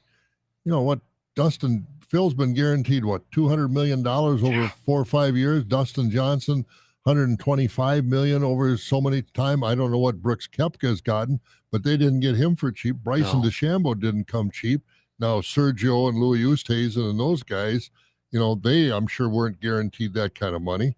But somebody just automatically gives you that kind of money without having to work. I mean, and say this the right way, but without having to really drive yourself to make sure you can earn that money, it's coming anyway. It's based on past performance. So what does that say about the drive for the future performance that you're going to put in? I just don't think they're comparable, and I don't think they deserve world ranking points based on how these tournaments are set up and the competition they're playing. I mean, we kind of see it in maybe a little basketball with the load management sort of thing too. Oh, yeah. But at least they're in the NBA. I mean, they're not playing in the G Leagues. The Saudi Arabia starting the G League, and so they took, some of these guys down there and paid them extraordinary amounts of money. Well, it's just not the same. No, I don't know, but I got to imagine, I don't know how many other big name players are going to go. I don't think it's over yet. I'm just trying to, I know there's everybody's trying to figure out who the next person's going to be and all that, but I was surprised at both Koepka and Bryson DeChambeau, especially DeChambeau, because he gave the idea that, he was working on his game, changing the game because he wanted to dominate the majors. If he stays in this outfit, this LIV, does he play in a handful of majors the rest of his career without golf rank? Well, he won the Open, so he gets the exemptions. But other than that, a lot of these guys you're not going to see. Yeah, no, I agree. So, all right. Okay, we got to take a break. We went a little long there, but that's okay. So we'll take a quick break. We'll get back to some Brewers chat. Final call too for any predictions on the Bucks draft tonight. Do you think they make the pick? Do you think they trade it? Adrian Wojnarowski just tweeting that seems like the top three are set. Jabari Smith, Chet Holmgren, Bonchero from Duke in that order, which were the three that were always talked about being in that top three too. So, but quick break. We'll be back in just a couple minutes.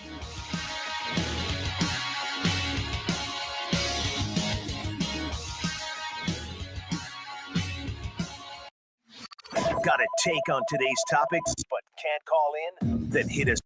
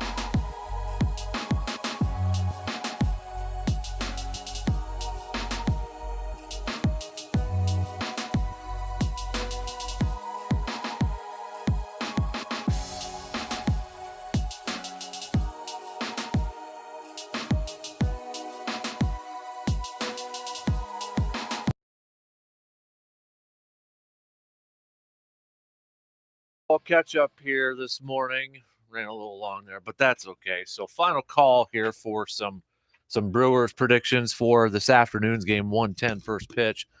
Will the Brewers be able to get that W and split this series before they welcome the Toronto Blue Jays to town? That series going to be starting tonight. The summer of George continues with Jason Alexander getting the start for the Brewers tonight, going up against, or this afternoon, going up against Dakota Hudson. Dakota Hudson on the mound for the Redbirds, the Cardinals over there.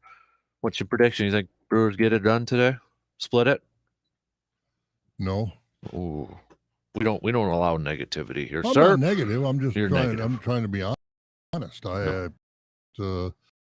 They need a spark. You can get them a spark, and maybe get them back to where they were earlier. But from watching, I just I'm not down on them, but I'm not going to be a cheerleader just because I'm a Brewer fan. Well, you should be a cheerleader because you're a Brewers fan every single time. Brewers are going to win. The Brewers won't lose another game for the rest of the Thank season. you. Yeah, there Finally. you go. Go Brew Crew. I'm hoping I'm going to be cheering for him, obviously, but Well, that's a cheerleader. I want to see. Well, yeah, but as far as predicting, I Let's want to see more excitement out of this team. Let's ask the Euchre 8-ball. Ask the Euchre 8-ball. Yeah. The Brewers are going to win. The Brewers going to win tonight? Yeah, it's tonight. Oh no, Or this today's afternoon. an afternoon game. Yep. Hey, work. Why isn't this thing working? I don't know. Maybe it's because Euchre doesn't want to give an answer. Well, if they can get out of the first 3 innings holding St. Louis without a run, then they're going to win. But if they keep giving up all these runs in the first inning or two, then it's going to be trouble. Philly fan Dave, there's something wrong with this thing. The count is in your favor. Okay, so all right. Well, bubbling in there is getting it hard to read in there. So that's what the Euchre 8-ball says. What about the actual 8-ball? Well, we got 2 of these. I don't know why these are in here. I was going to say, I don't know where they came from. 8-ball says no. So there you go, 50-50. Well, there you go. My sources say no. They can hold them without a run the first 2 or 3 innings, Brewers will win. They go behind right away in the first inning like they have been. Tough uphill climb. I feel like the Brewers have to almost go after the starters right away and put up a big number because that bullpen for the Cardinals have been pretty darn good these last couple of games. Yep. It's like they haven't quite been able to take full advantage of these Cardinals starters. The other night. They had opportunities they didn't cash in on. Yeah, so I feel like that's got to do that in this one, and bullpen's been a lot better for the Cardinals. So I'm going with a split. I predicted a split at the beginning, so I'm sticking with a split right now. Sticking with it. Go for it. Gonna happen. I'm betting G-Man's 401k on it. Well, that's probably a pretty sizable bet. Mm-hmm. So, and then we got Toronto coming to town. That'll be an interesting series right there. Toronto can hit the ball. Yeah, they can. Vladimir Guerrero Jr., Rowdy Tellez, good friends with him. Coming to Milwaukee, which is a pretty nice hitter's park. The pitching has to be up to snow. What's the latest on Woodruff? He's getting a rehab start tonight, is last I heard, in Appleton. First one? This is the second one, I believe. Okay. How'd the first one go? I didn't hear. I'll have to double check it. I'll see how that went. Quite sure off the top of my head. But last I heard, he's going to be in Appleton tonight, and then maybe that second or third game probably going to be on the road against Tampa. Probably slated to start. All goes well. What about Peralta? He just got a heel. He's starting to play catch now. Yes, okay. But David Stern said the other day that they're still hopeful that he's going to be able to, how do you phrase it? Essentially, he's saying get some starts in before the postseason starts. Oh, wow. So get a couple starts in before the postseason starts. But right now, if you're trying to figure out pitching matchups for this Toronto series, Brewers don't have anything posted. TBDs all over the place. Yeah, well, I'm sure there might be guys that aren't even in a Brewers uniform right now that are going to be pitching for them. Yeah. Whether it be minor leaguers called up or whether to make a deal with somebody, we'll have to wait and see. Mm-hmm. But it's not an easy time for Craig Counsell right now. He in Brandon Woodruff's first rehab outing at AAA Nashville, he struck out 7 in 2 2/3, 51 pitches. So, that's good. And obviously, he must have had control of the ball so he could his breaking ball would work. So that has to be all good. Mm-hmm. So We'll see tonight, but then what is it? 5 days. Where's the calendar there? So if he goes there, 1, 2, 3, 4, 5. So yeah, maybe that second game if all goes well against Tampa Bay on the road, or they might just save him to start that series against Pittsburgh right after that. Yeah, and the Brewers. One thing the Brewers have done well this year is beat the teams they should be beating: Cincinnati, Pittsburgh, the Cubs. They've done a good job beating those teams, better than the Cardinals have done. But when they face the Cardinals face to face, and it was going to be a challenge. Some of these better teams, they have to step it up a little bit, and including the manager. I was looking at this the other day. Might have been at the end of last week, or maybe it was earlier this week. But teams' records versus other teams with an over 500 record. Mm-hmm. And there's only a couple of them with winning records. Yankees are just on a different stratosphere right now. Yeah, they really are. Really playing well. Yeah. So they're 22-9 against teams over 500. They're in the AL Central, where now Minnesota's one game behind Cleveland. I know Cleveland's got games to make up, but I mean, right now they're one game back. There's no team in the AL Central that has a winning record against teams over 500. There is in the AL West only one team with a winning record of games over 500, and that's Houston. And they've only played 17, and they're 10-7 against teams over 500. The Mets are 25-17 over 500. They're the only other team in that division. And no team in the NL Central has a winning record with over 500. And even with the Dodgers and the Padres and the Giants, those three teams have winning records over teams with a 500 or better record, but it's only by like one game. Dodgers are 14-13 against teams with over a 500 record. Padres are 18-16, Giants 18-17. Now the Dodgers, far and away, supposed to be winning that division, but they're not running away with it by any means. No, they're holding on just because of win percentage right now, 627. Padres 620, 44-27 record. Dodgers 42-25. So, but Brewers, by the way, 14-20 against teams over 500. Cardinals 17-19. So, hopefully it'll be 15-20 after today. I hope so. The Brewers they just have to step it up. What it's going to take, I don't know, but in their locker room, I'm sure they're talking about it. The biggest number that I can see with the Brewers compared to other playoff teams right now, and this includes the American League, where this is just a big difference, is the run differential. Brewers are just plus 13 right now, whereas the Cardinals are a plus 64. Mets are a plus 64. Atlanta's a plus 46. Houston's a plus 61. Cleveland plus 37. Minnesota plus 23. Yankees are plus 145. What a surprise.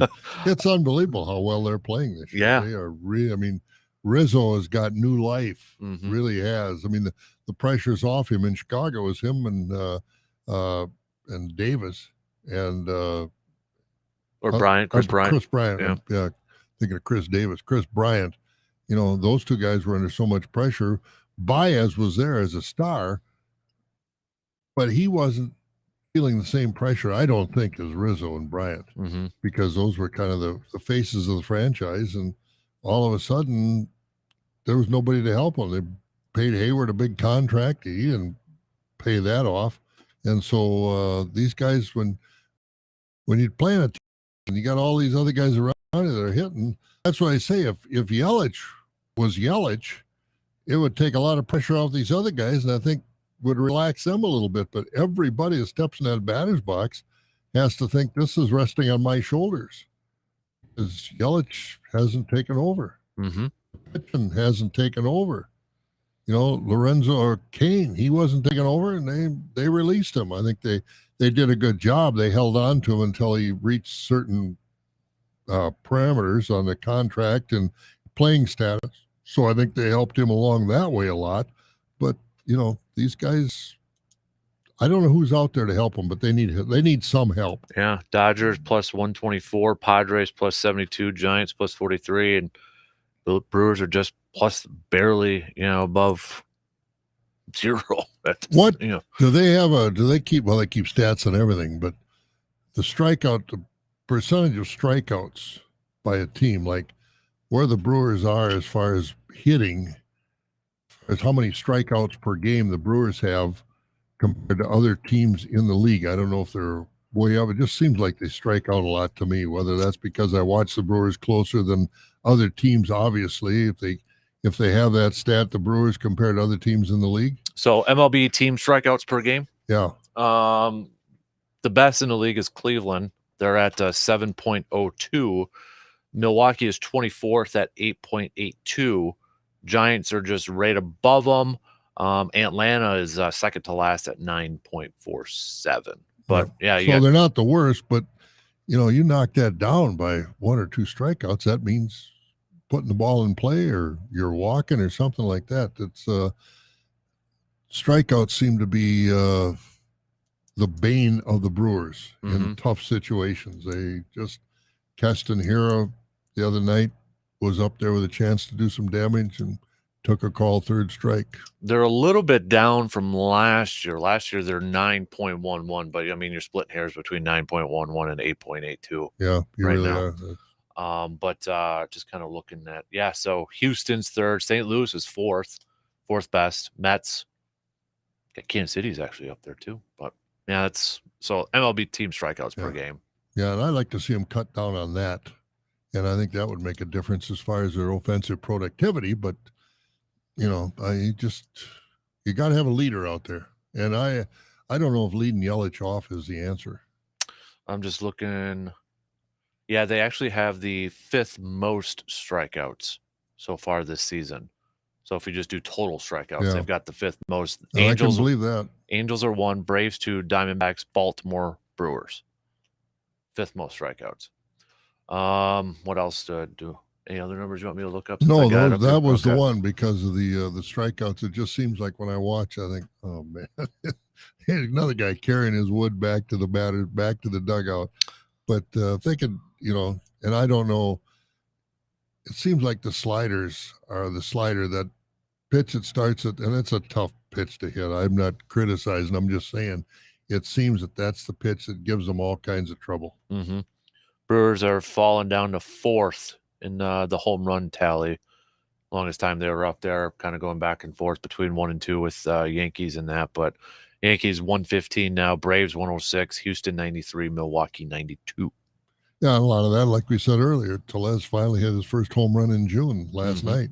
And Toronto's at 90, and that's the next team coming. So maybe if the roof's open a little bit, it seems like when the roof's been open the last couple of days, that's when the Brewers have been pounding them out there. So, but we'll see. That warm weather, ball carries better. Vladimir Guerrero Jr. coming to town. He might hit one to Sheboygan. That roof is open. Hope not, but man, I thought there was another number I wanted to look at, but I can't think of it right now. Pitching wise, if you're just kind of curious, total team ERA, Brewers are 8th best in all of Major League Baseball at a 3.69. Yankees best at 2.90, tied with the Dodgers actually at 2.90. If you want to look at now, how do you beat the Dodgers with that kind of an ERA?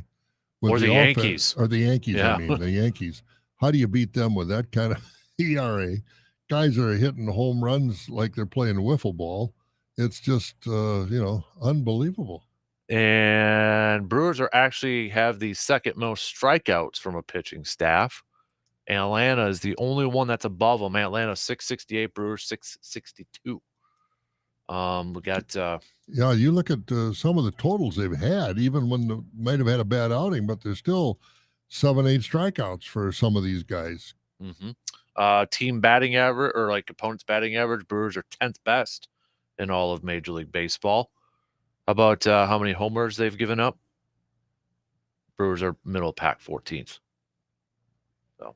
So with their defense and pitching, pretty good. But some of these offensive categories, they got to clean up a little bit. So basically, the pitching is pitching well enough to win games, even with their injuries, with Woodruff and Peralta and that. It's just the inconsistency of the offense. There you go. We've solved it. Well, I think I don't think it takes a rocket science to figure that out. You got hurt pitchers. Don't dumb us down like that, man. Well, baseball fans, you played and watched, and strike out too much, and you don't get guys on base. Is that like Bull Durham? You hit the ball, you catch the ball, you throw the ball, or whatever the manager says when he's like throwing the bats in the showers and all that. Oh yeah, that's simple, right? It is. That's simple. It is. We're trying to overanalyze it. We've got the computers involved in the game, giving us statistics, and nobody manages from the gut anymore. You just don't, from your sense of knowing baseball. Mm-hmm. It's changed everything. We talked about it earlier, the pitching. Who goes 7 innings anymore? A guy that goes 7 innings now, every third start is a horse. It used to be a horse was a guy that pitched 9 innings every 4 days. Nope. Yeah, you throw the ball, you catch the ball, you hit the ball. Sometimes you win, sometimes you lose. Sometimes it rains. Not in Milwaukee. Not in Milwaukee. All right, we got to take our final break here. We'll cover the bases coming up in just a few minutes. We'll be back.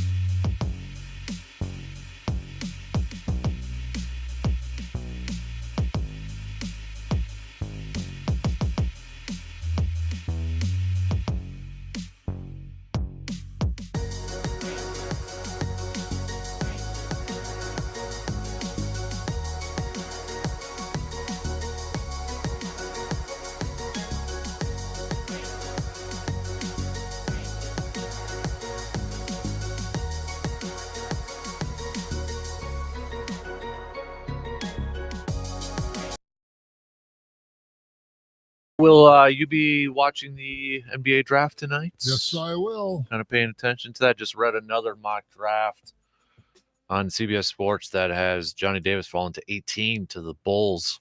Patrick Baldwin Jr. 23, right before the Bucks would be selecting. So maybe. How big is that Baldwin kid? He's about, depending at 6'9", 6'10", about Okay. 230. All right. So Kind of and you think 6'10", man, that's a big man. He's kind of a tweener. Yeah, depending on what he does. Because like Kevin Looney, another Wisconsin kid who just won a championship with the Warriors, he's only like 6'9", but he's down low type of guy. Mm-hmm. So I mean, Draymond Green's not the tallest guy in the world either. No, but he's got some other skills that that you don't play him down under. Mm-hmm. So it'll be interesting to see where those guys go. But yeah, that's the thing you worry about. What kind of film Johnny Davis provided these guys at these workouts, and they're watching them. Mm-hmm. So I don't know where he's starting to lose stock, but that's not good. I mean, going to the Bulls, a team that a lot of people, I mean, we saw them on the rise last year, kind of trailed off at the end there, but that's a playoff team right there. One thing would be like, would he get enough opportunity to contribute? But it'd be a good situation to go on a winning team. Oh, there's no question about that. And like I said, I don't think we've seen the best of Johnny Davis. I don't know if that's the right way to put it, because in the Wisconsin scheme of things, how much was he able to do his thing? Mm-hmm. And in the pros, maybe more of an opportunity to show that off.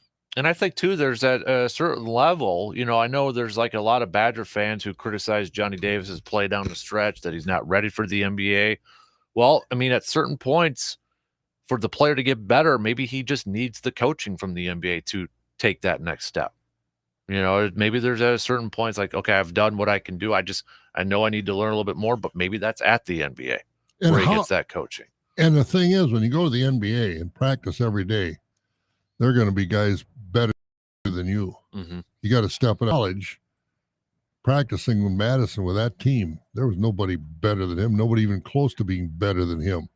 So how much does that play in effect as far as his chance to grow during the season? He obviously did from last year to this year and had a tremendous season, leading the Badgers to share the Big Ten title, player of the year and all that sort of stuff. So he definitely improved, but how much more can he improve when he gets to the pros and is playing against better guys every day? Let's face it, if you're playing against guys in practice on your team that aren't near as good as you are, how hard do you work? Mm-hmm. I'm not saying he slacked off by any means, but I mean, how much do you feel the need to push? Every time I come down, I can score. Every time I come down, I can get a rebound. Those sorts of things. And so what do I do to work harder? You get 2 rebounds, or, what do you do? So I don't know. That's why I think that some of these guys coming out of some of these schools where there wasn't a lot of talent on their own teams, when they get up against better talent, I think they'll work harder, and I think it'll show. I think Johnny Davis is going to have a nice future. I know we didn't talk a lot of Green Bay football. I mean, there really isn't anything going on, which is perfectly fine. I'd rather have this than what was going on at this last year. Yeah, we don't want to be talking like Cleveland. Yeah.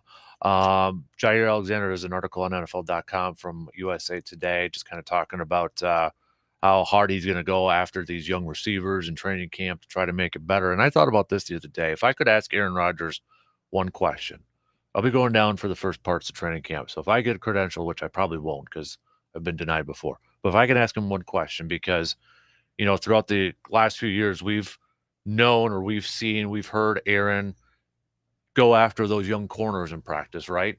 With Devontae testing the young corners.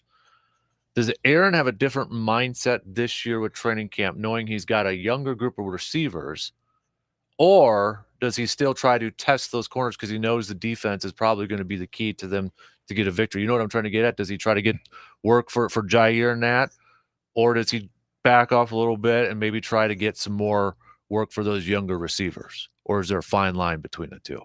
That's a good question. I'd like to hear his answer, because you're right. He did, test these corners, but he's got to test these wide receivers. And if Jair Alexander has that mindset that he's going to make these guys work.